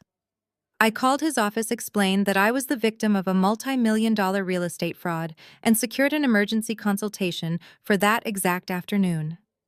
Within an hour, I was sitting in Gregory's sleek glass-walled office overlooking the downtown skyline. I slid my thick manila folder across his polished mahogany desk. It contained the county deed proving I was the sole legal owner of the property, the forged mortgage application, the revoked notary logs, and the freshly stamped emergency restraining order against DeAndre. Gregory reviewed the documents in absolute silence. His eyes darted across the pages, absorbing the sheer audacity of the fraud. When he finally looked up, he had a sharp, predatory smile on his face. "Let me make sure I understand this perfectly," Gregory said, folding his hands together. "Your brother-in-law forged a massive jumbo loan to buy a luxury estate, but to hide his tracks, he put the property deed entirely in your name. He essentially bought you a house with stolen bank money." "Exactly," I replied. And now Gregory continued tapping the protective order. "He is legally barred from stepping foot on any property you own under the threat of immediate arrest. That means he cannot go home, which leaves your sister sitting alone in a house she does not own with no lease agreement, paying no rent, and holding no utility accounts in her name." I nodded. "What is her legal status?" Gregory leaned back in his heavy leather chair. "In the state of Georgia, she is not a tenant, she is a trespasser. Legally speaking, your sister and her husband are nothing more than high-end squatters. Normally, evicting a family member can be a messy process that drags out for weeks because courts favor 30-day notices. However, because we have documented federal fraud, an active restraining order involving physical threats, and a total lack of any written lease, we can bypass the standard waiting period. We are going to file an emergency expedited eviction notice." I paid Gregory his retainer fee using a backup corporate credit card I kept strictly separate from the personal accounts DeAndre had poisoned. Gregory wasted no time. His paralegals immediately drafted an emergency dispossessory warrant. They filed the paperwork with the county magistrate court, arguing that the occupant was an unauthorized squatter, directly tied to a suspect in an active federal racketeering investigation who had just threatened the legal owner with violence. Judges absolutely do not play games when physical threats and federal financial crimes are mixed into property disputes.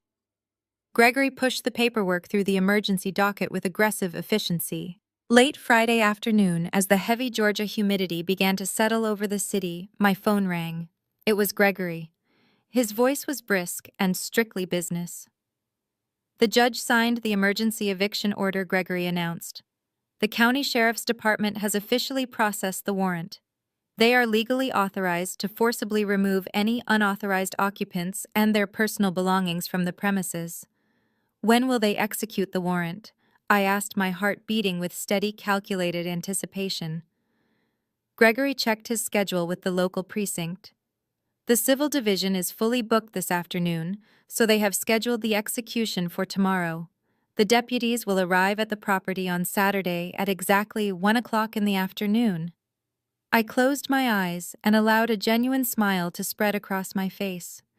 Brittany's massive luxury housewarming party and gender reveal extravaganza was explicitly scheduled to begin at noon. By 1 o'clock, that stolen mansion would be completely packed with 50 guests, expensive caterers, and my enabling parents.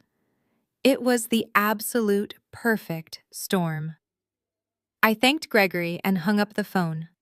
The clock was officially ticking. DeAndre was locked out of his bank accounts and banned from his own home. Brittany was sitting in a house with no electricity, no water, and an impending police raid she knew absolutely nothing about. The stage was set for the ultimate destruction of their fake empire, and I had a front row seat. I had barely made it back to my apartment and unlocked the front door when my cell phone rang again. It was a blocked caller ID. Usually, I ignore restricted numbers, but given the massive amount of legal and federal machinery I had set into motion, I swiped the screen to answer. Stella, this is Special Agent Harrison from the White Collar Crime Division, a familiar, crisp voice said over the line. I am sitting here with my boss, the special agent in charge of the Financial Crimes Unit for the Southeast region. He wants to speak with you. There was a brief rustling sound before a deeper, more gravelly voice came through the speaker. Stella, my name is Thomas Reynolds.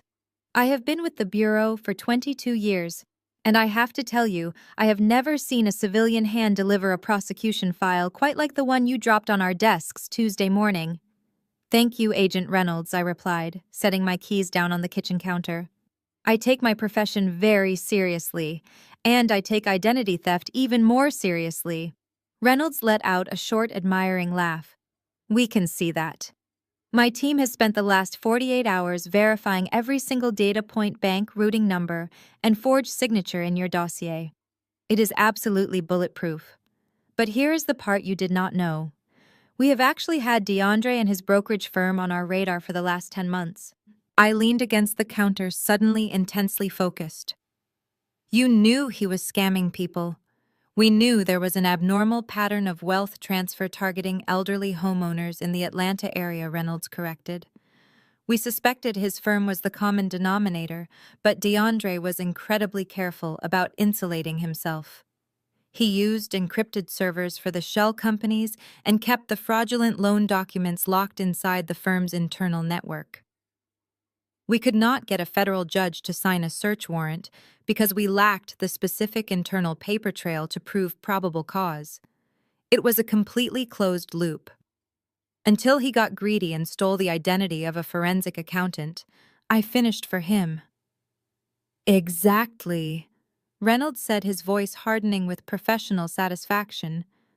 By using your old laptop and fabricating an employment history for you, using his own junior brokers, he accidentally connected his physical office directly to the fake logistics company. Your dossier gave us the smoking gun.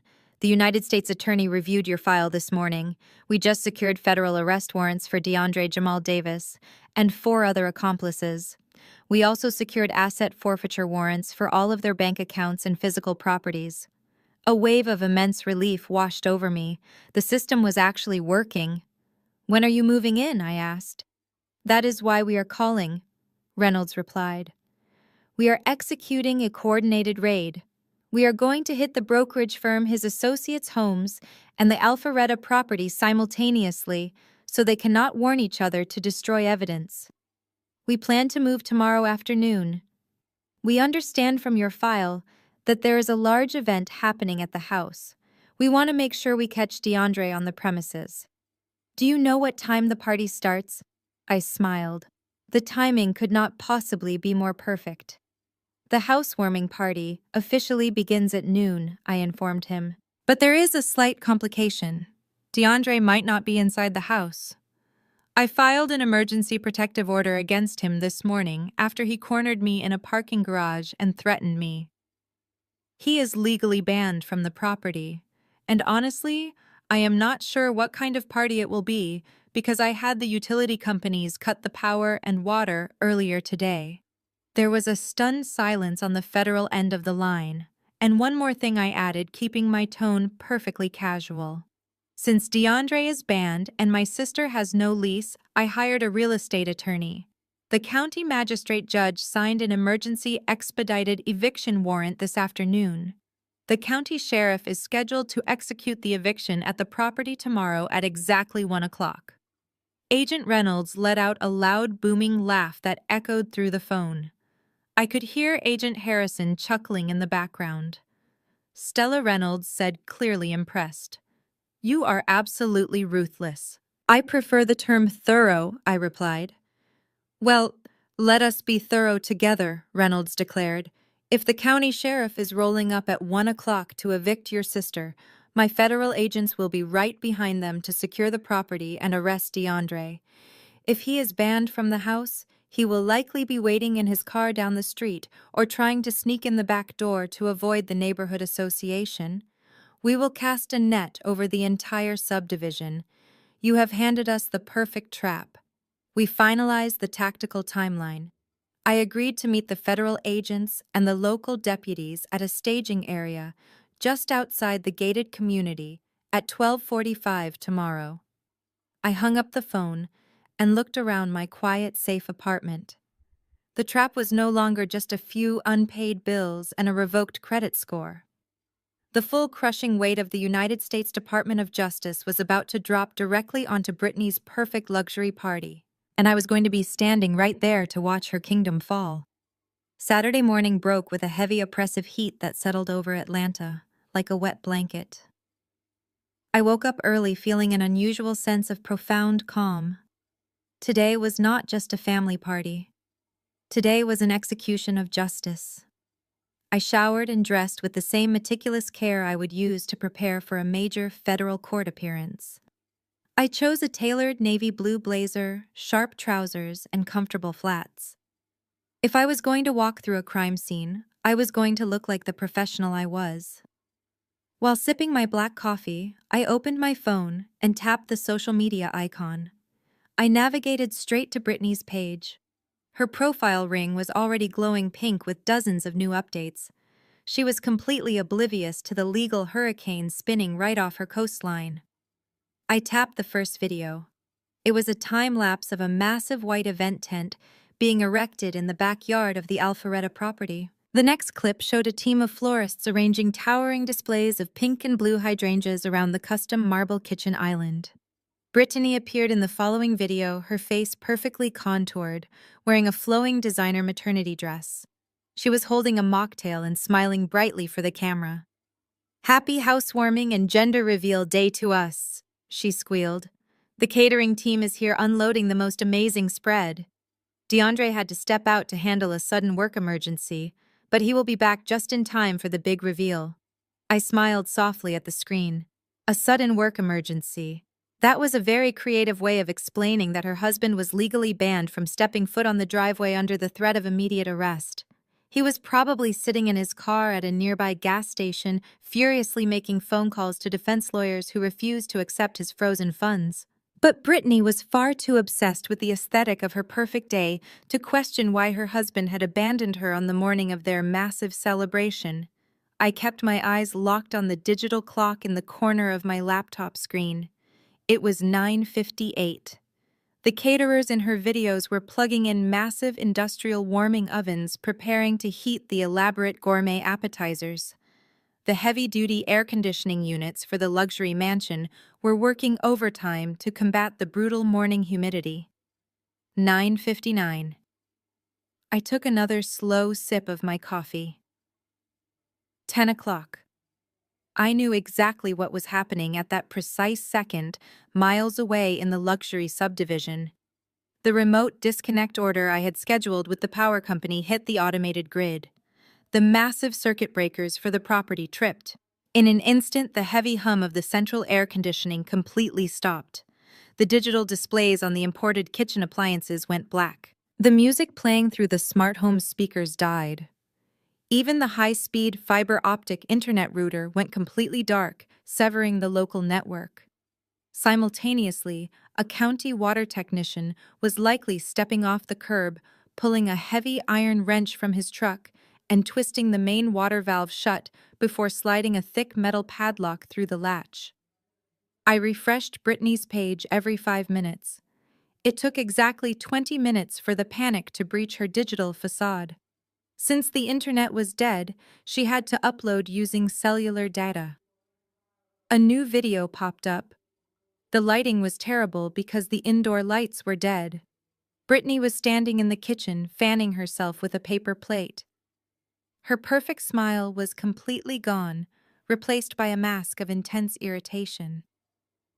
"You guys are not going to believe this," she complained to her followers, her voice dripping with annoyance. "Our entire neighborhood grid just blew out. The power is completely gone and the water pressure just dropped to 0. The catering manager is freaking out because he cannot run the warming ovens or wash the prep dishes. This is so unacceptable for a luxury community." I actually laughed out loud in my quiet kitchen. She honestly believed it was a neighborhood outage. She was so insulated by her own entitlement that she never even considered the possibility that the utility companies had intentionally targeted her house. If she had simply looked out her new custom windows, she would have seen her neighbors running their sprinklers and watching television. But the most astounding part of the video was her absolute refusal to accept defeat. "I am not letting the power company ruin my perfect day," she announced, pointing a manicured finger at the camera. "We are pivoting. I told the caterers to move the chafing dishes out to the patio. We are setting up battery-powered fans. The show must go on. The guests are already on their way." The sheer level of delusion was breathtaking. She was sitting inside a stolen house with no electricity, no running water, and a husband hiding from a restraining order. Yet her biggest priority was making sure the aesthetic of the party survived. She was blindly marching her 50 guests straight into a federal raid. I closed the app, grabbed my keys, and walked out the door. It was time to go meet the authorities. I pulled into the parking lot of a quiet strip mall just 2 miles outside the iron gates of the Alpharetta subdivision. It was exactly 12:45. The midday heat was punishing baking the asphalt, but I felt completely chilled. Parked at the far end of the lot were 3 large unmarked black SUVs with heavily tinted windows. Idling right next to them were 2 fully marked county sheriff cruisers. I parked my car and walked toward the lead SUV. The driver's side door opened and Special Agent Reynolds stepped out. He was a tall, imposing man with graying hair and an aura of absolute authority. Special Agent Harrison stepped out of the passenger side holding a thick clipboard. A uniformed county sheriff deputy walked over to join us, his hand resting casually on his utility belt.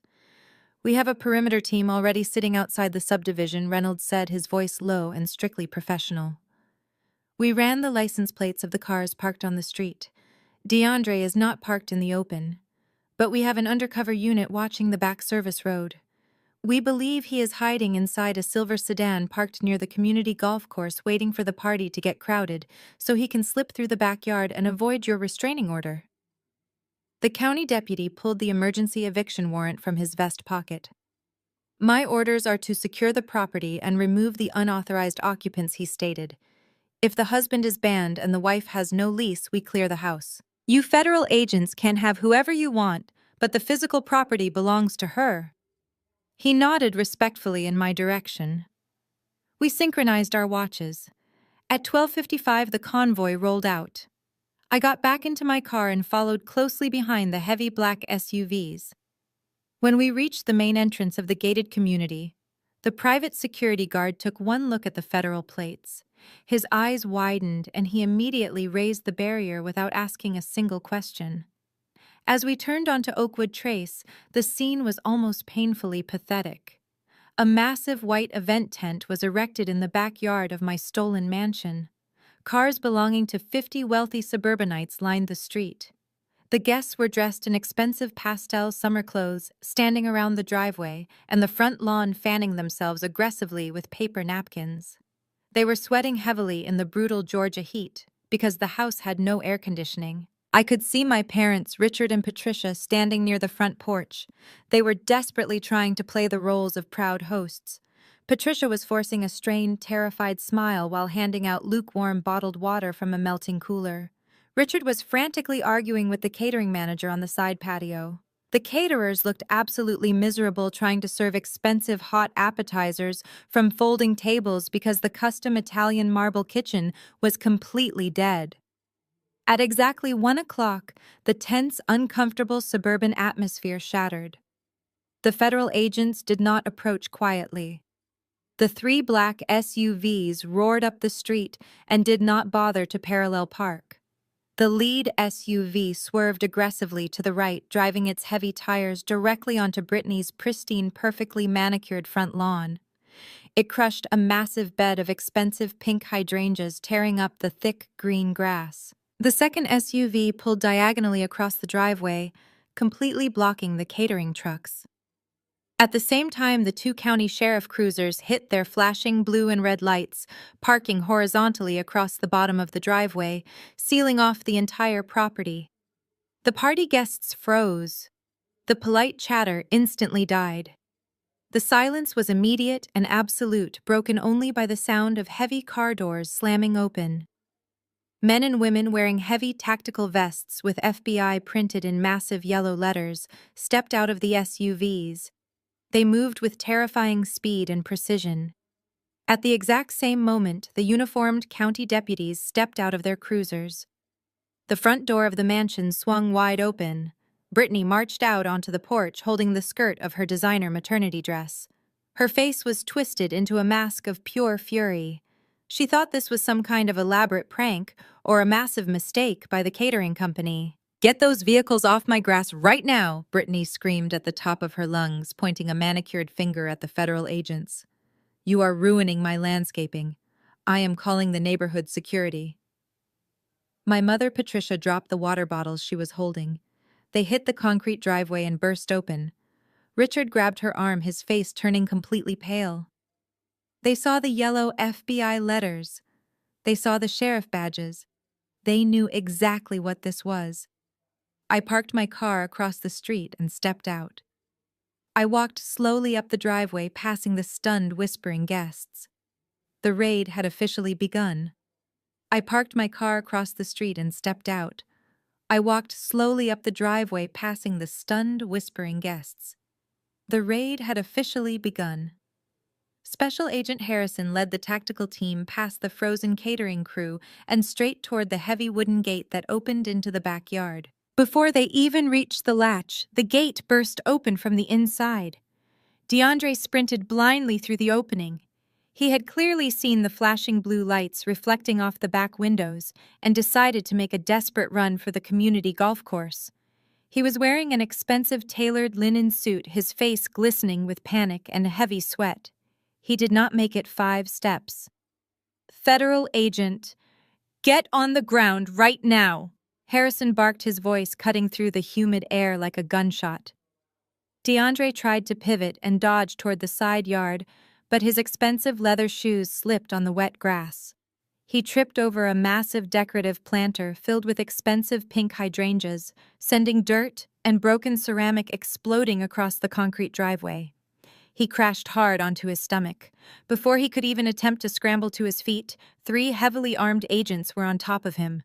They pinned his arms behind his back with practiced, brutal efficiency. The sharp metallic click of steel handcuffs snapping shut echoed loudly across the completely silent lawn. DeAndre Brittany shrieked. Her piercing scream shattered the quiet shock of the assembled guests. She tried to run toward him, her designer maternity dress dragging on the pavement, but a uniformed county deputy stepped firmly into her path, holding out a large hand to block her. "Do not interfere, ma'am," the deputy warned, his tone entirely devoid of sympathy. "Get off him." "Do you know who we are?" Brittany yelled, her face turning a mottled, ugly shade of red. "This is our property. You are ruining my housewarming party. We have guests watching." Special Agent Reynolds walked slowly up the driveway, his gold badge gleaming brightly in the harsh afternoon sunlight. He stopped right next to where DeAndre was pinned against the concrete. Reynolds looked down at the disgraced mortgage broker, then looked up at the crowd of 50 wealthy, affluent party guests who were watching with horrified fascination. A few of the guests had even pulled out their cell phones and were actively recording the entire spectacle. DeAndre Reynolds spoke with a booming, authoritative voice that carried effortlessly across the entire front yard. "You are under arrest by the Federal Bureau of Investigation. You are being charged with multiple counts of aggravated identity theft, federal wire fraud, and bank fraud. Furthermore, you are being charged under the Racketeer Influenced and Corrupt Organizations Act for operating a massive criminal enterprise targeting elderly citizens." A collective gasp ripped through the crowd. The wealthy suburbanites, the country club friends, and the business associates who had come to celebrate DeAndre's fake success were now staring at him in absolute disgust. He was not a savvy businessman living the American dream. He was a predator who stole from senior citizens. The public humiliation was absolute, undeniable, and broadcast live to everyone he had ever tried to impress in his entire life. DeAndre kept his face pressed firmly against the concrete, refusing to make eye contact with anyone. The arrogant facade he wore so proudly at the luxury restaurant was completely shattered. "Daddy, do something!" Brittany wailed, turning frantically toward our parents. "Tell them to stop. He is a professional broker. He did not do anything wrong." Richard, desperately trying to maintain some semblance of patriarchal control over the rapidly collapsing situation, puffed out his chest and marched toward Special Agent Reynolds. "Now listen here," Richard demanded, pointing a trembling finger at the federal agent. "I am his father-in-law. I demand you release him this instant. This is a massive misunderstanding over a simple family loan. I have a high-priced defense attorney on retainer, and I will sue this entire department for harassment." Reynolds did not flinch. He slowly turned his head to look directly at my father. His expression was as cold and hard as granite. Sir Reynolds said, his voice dropping to a low, dangerous register. "The man on the ground orchestrated a $6 million fraud ring. We have absolute proof of his crimes, including the fact that he secretly took out a fraudulent second mortgage on your personal retirement home to cover his tracks. Now, if you take one more step toward my officers, or if you attempt to interfere with a federal arrest in any way, I will personally place you in handcuffs for obstruction of justice and accessory to federal fraud. Do you understand me?" My father stopped dead in his tracks. The color completely drained from his face as the words "second mortgage" registered in his brain. His mouth opened and closed, but no sound came out. He slowly lowered his pointing finger and took 3 submissive steps backward, physically retreating from the man he had just tried to intimidate. Brittany watched her father back down, her expression twisting from rage into genuine terror. She looked around wildly, finally locking eyes with me as I stood quietly near the catering trucks. "Stella," she cried out, her voice cracking. Tell them you gave him permission. Tell them it was a mistake." I looked at my sister taking in her ruined designer dress and her tear-streaked face. "I did not give him permission," I said clearly, ensuring my voice carried to my parents and the remaining guests. "I gave them the evidence." The federal agents hauled DeAndre to his feet and began marching him toward the waiting black SUVs. He kept his head hung in shame, completely broken. The federal portion of the trap had perfectly executed its purpose, but the afternoon was far from over. The FBI had their criminal, but the county sheriff was still holding a piece of paper that belonged to me. The heavy door of the federal vehicle slammed shut, cutting off DeAndre from the world he had tried to build on stolen money. The darkly tinted windows hid him from the gawking crowd of party guests, but the reality of his departure hung heavy over the ruined front lawn. Brittany collapsed to her knees on the concrete driveway, her hands covering her face as she wailed loudly. My mother rushed to her side, wrapping her arms around her golden child, glaring at the federal agents who were now systematically cordoning off the perimeter of the property with bright yellow tape. But the flashing lights of the county sheriff cruisers were still spinning, casting harsh red and blue reflections against the brick facade of the mansion. The lead deputy, a broad-shouldered man with a stern, unforgiving expression, adjusted his duty belt and walked deliberately up the driveway. He bypassed the federal agents, who were busy cataloging the luxury vehicles parked near the garage, and stopped directly in front of my sister and my mother. "Ma'am," the deputy said, looking down at Brittany, "are you Brittany Davis?" She looked up, her expensive mascara running in dark streaks down her flushed cheeks, and nodded weakly. My mother immediately went on the defensive again, her maternal instincts blindly ignoring the massive federal crime scene surrounding them. "Has she not been through enough today?" Patricia snapped, shielding Brittany. "Her husband was just taken away in handcuffs. Have some basic human decency and leave us alone." The deputy did not flinch. He reached into his vest pocket and pulled out the folded legal document my attorney had secured the day before. He handed it down to Brittany, who took it with trembling fingers. "I am executing a court-ordered emergency dispossessory warrant," the deputy stated clearly, his voice carrying over the murmurs of the remaining crowd. "This property legally belongs to Stella, and you are currently classified as an unauthorized occupant with no valid lease agreement. You are trespassing. You need to vacate the premises immediately." Brittany stared at the paper as if it were written in a completely foreign language. "Vacate," she choked out, her voice cracking. "This is my house. My baby's nursery is up there. I live here."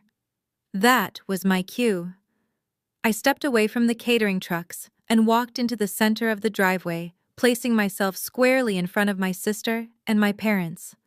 "No, Brittany," I said, my voice steady, cold, and echoing with finality. "You do not live here. You have been squatting in a house that was purchased using my stolen identity. The federal government has seized your husband's bank accounts. The neighborhood association is placing a massive lien on the address, and a county judge has officially ordered you off my property." Brittany stared at me, her eyes wide with a chaotic mixture of hatred and absolute disbelief. "Where am I supposed to go?" she demanded, fresh tears spilling over her cheeks. "I am pregnant. I have nowhere to live."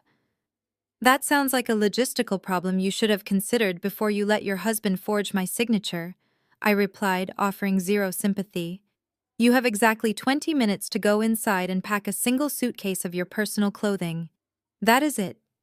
My father, who had been standing silently in shock since his humiliating confrontation with the FBI, suddenly found his voice. "A single suitcase," Richard sputtered, his face turning red with indignation. "What about her furniture? What about the $30,000 nursery we helped set up? You cannot just keep her belongings, Stella. That is literal theft." I turned my gaze to my father, completely unfazed by his manufactured outrage. "Actually, Dad, since the furniture was purchased using the illicit proceeds of a federal wire fraud scheme, it is currently considered criminal evidence. Furthermore, anything permanently attached to the house, like those custom nursery window modifications you were so proud of, legally belongs to the property owner, which is me. If you try to remove a single piece of furniture or an imported marble countertop from my house, I will have the deputy arrest you for theft and destruction of property." The deputy nodded firmly in agreement, resting his hand near his radio. "She is absolutely correct. You can take your personal clothes and essential toiletries. Everything else stays exactly where it is until the federal forfeiture investigation is complete. You have 20 minutes starting right now. After that, my officers will physically remove you from the property." Brittany let out another piercing wail, clutching the eviction notice to her chest. She looked around at her party guests who were now rapidly retreating to their cars, desperate to avoid any association with a federal crime scene. The extravagant caterers were already packing up their chafing dishes, fleeing the powerless house in a panic. The perfect aesthetic she had spent months curating for her social media followers had completely disintegrated in less than 10 minutes. 20 minutes, I reminded her, glancing down at my watch. I suggest you start packing. The temperature is rising rapidly, and without air conditioning, it is only going to get more uncomfortable inside my house. Brittany let out a choked sob, turning on her heel and practically running into the dark, sweltering house to salvage whatever designer clothes she could stuff into a single bag. The heavy oak door slammed shut behind her, leaving me standing on the concrete driveway with my parents. The flashing lights of the sheriff cruisers painted their pale, horrified faces in alternating shades of red and blue. Patricia lunged forward, her face contorted with a rage I had never seen before. "Are you happy now?" she screamed, her voice hoarse and raw. "You destroyed this family. You were so incredibly jealous of your sister's happiness that you had to burn her entire life to the ground. You are a monster, Stella."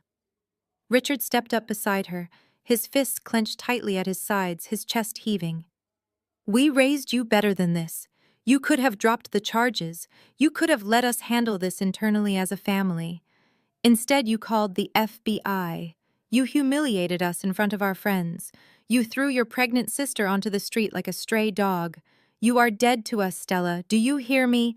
You are no longer our daughter." I looked at the two people who were supposed to protect me, feeling absolutely nothing. The emotional tether that had tied me to them for 33 years was completely severed. "I did not destroy this family," I said, my voice cutting through the humid air with surgical precision. "DeAndre destroyed it. I just turned on the light so you could see the rot." I reached into my leather tote bag and pulled out the thick manila folder I had carried with me to the federal building earlier that week. I opened it and extracted a single sheet of paper. It was not a police report, and it was not an eviction notice. It was a certified property record from the county clerk's office. I held the paper out toward my father. "Agent Reynolds tried to warn you a few minutes ago, but you were too busy defending a criminal to listen to him. I suggest you read this, carefully." Richard snatched the paper from my hand, his eyes scanning the dense legal text. Patricia leaned over his shoulder, her brow furrowed in angry confusion. I watched as the righteous indignation in my father's eyes slowly morphed into total, unadulterated horror. His hands began to shake so violently that the heavy paper rattled in the quiet afternoon air. "What is this?" Patricia whispered, her voice trembling as she looked at her husband's terrified face. "Richard, what does it say?" "That is a deed of trust," I explained calmly, slipping back into my professional tone as a forensic accountant. When DeAndre realized the massive jumbo loan in my name was going to require substantial cash reserves to pass the initial underwriting, he needed liquid assets fast.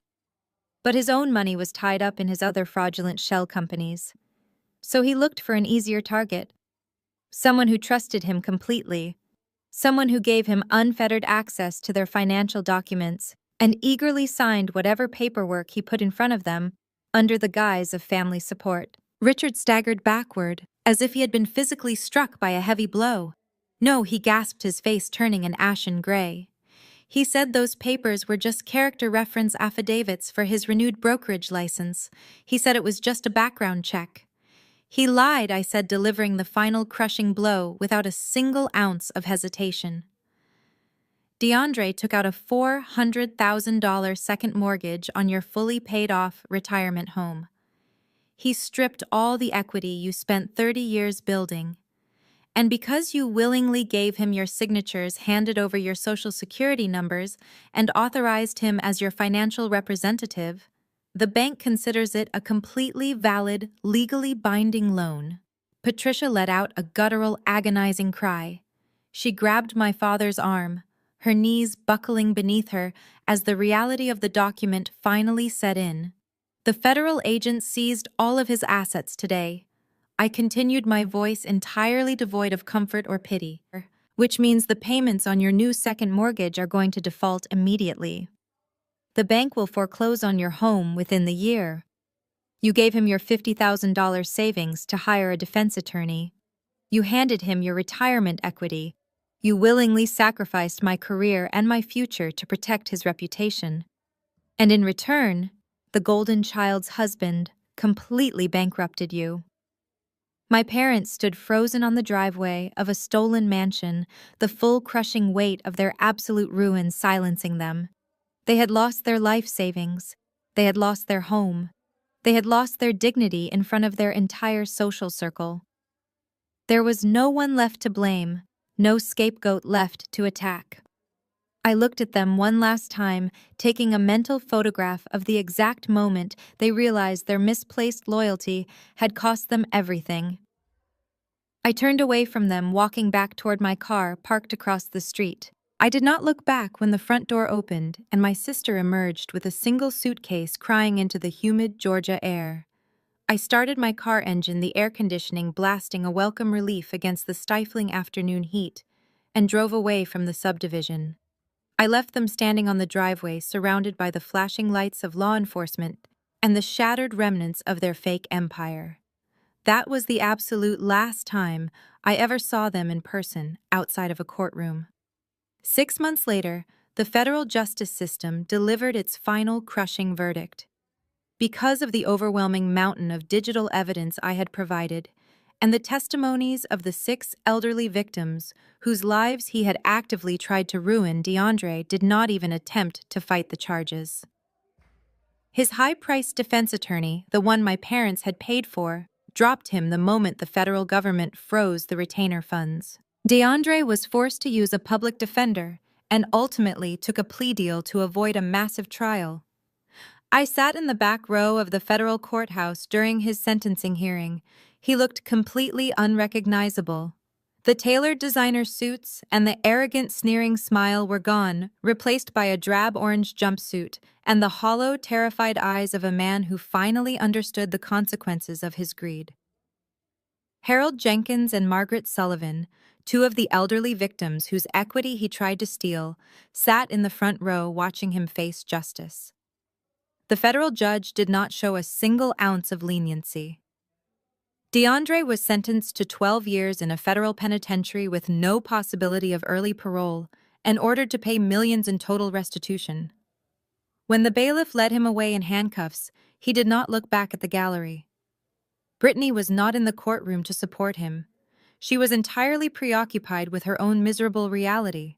Without DeAndre's stolen income, and with the neighborhood association placing a massive lien on the Alpharetta property, the bank formally took possession of the house. My parents suffered the exact same fate.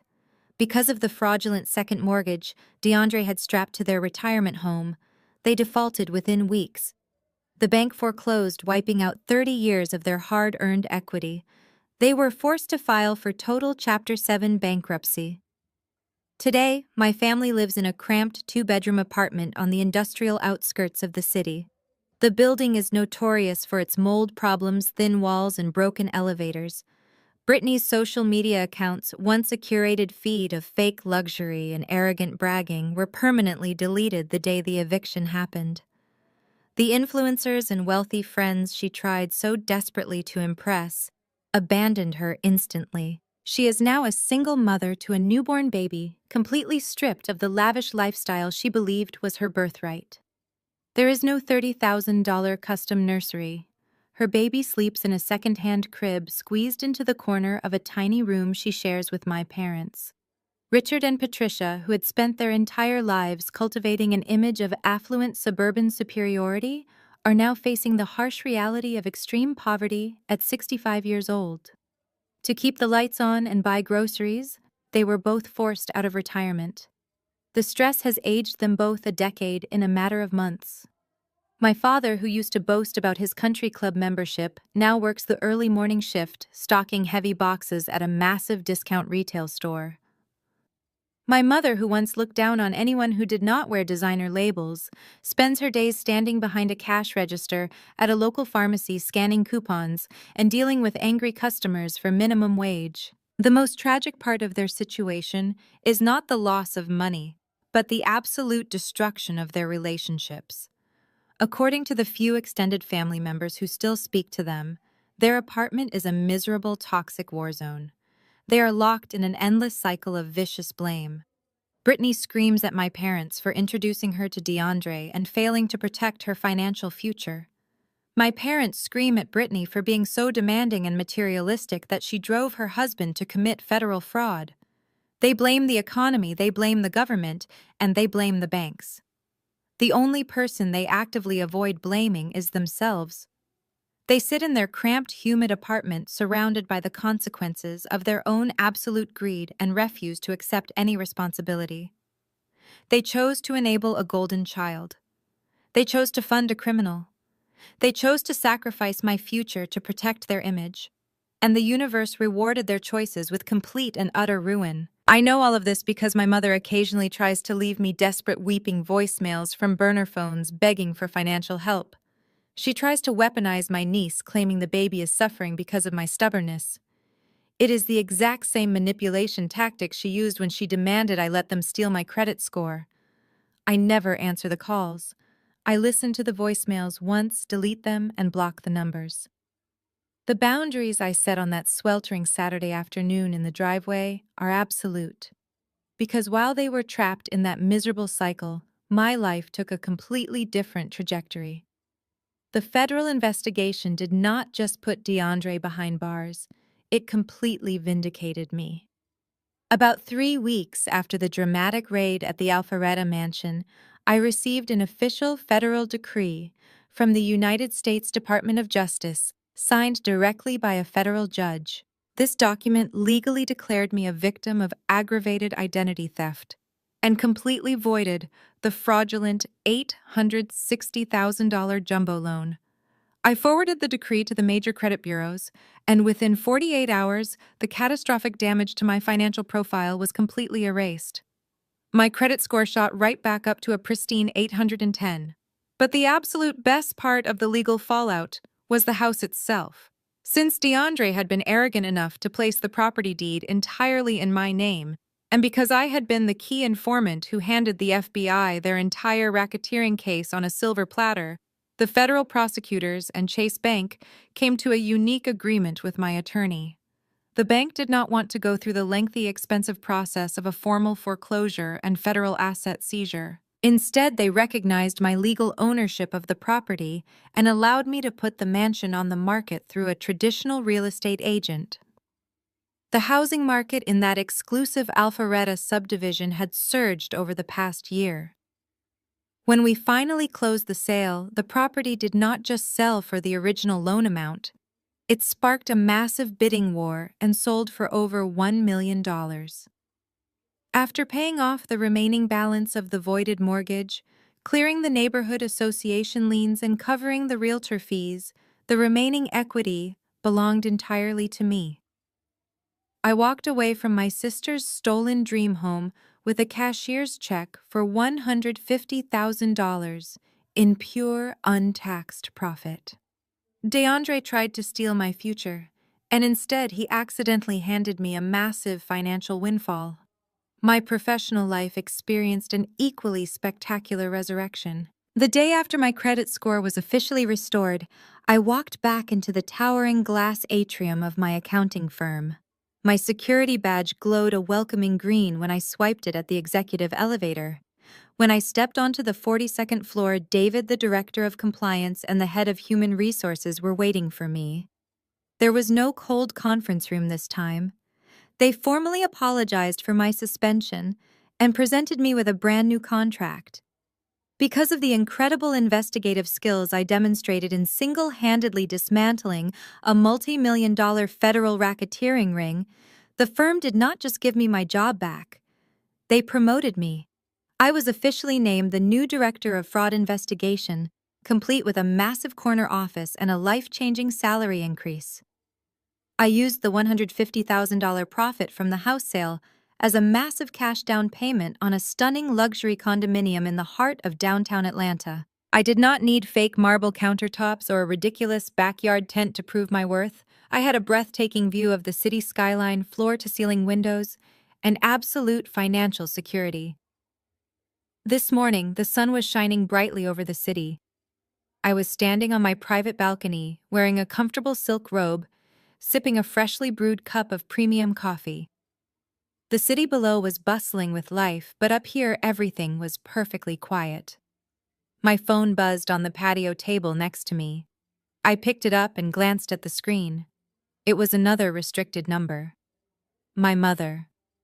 I let it go to voicemail just out of sheer curiosity. A minute later, the audio file popped up. I tapped play. "Stella, please?" Patricia's voice echoed softly from the speaker.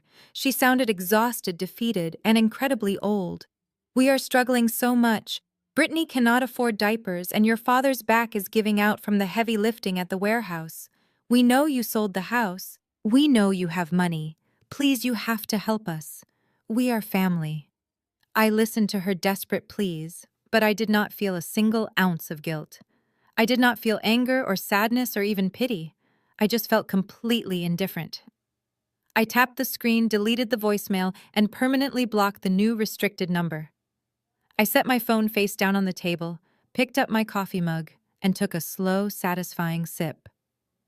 I looked out over the beautiful Atlanta skyline and smiled.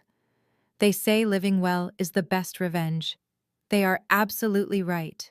The ultimate revenge is not screaming or arguing or trying to make them understand their mistakes. The ultimate revenge is my absolute peace, my massive success, and the beautiful, quiet life I built entirely on my own. Thank you for listening to my story. If you have ever had to cut ties with a toxic family to protect your own peace and future, let me know in the comments below. Please hit the like button and subscribe to the channel for more stories of resilience, boundaries, and ultimate karma. Remember, your worth is never defined by the people who fail to appreciate you. Keep fighting for your own success, and never let anyone steal your identity. The chilling saga of Stella and her family serves as a powerful testament to one of the hardest truths we must learn in life. Shared DNA does not entitle anyone to your destruction, and family loyalty should never be used as a shield for toxic or criminal behavior. From a young age, society conditions us to believe that blood is thicker than water, urging us to forgive the unforgivable in the name of keeping the peace. Stella's parents weaponized this exact sentiment.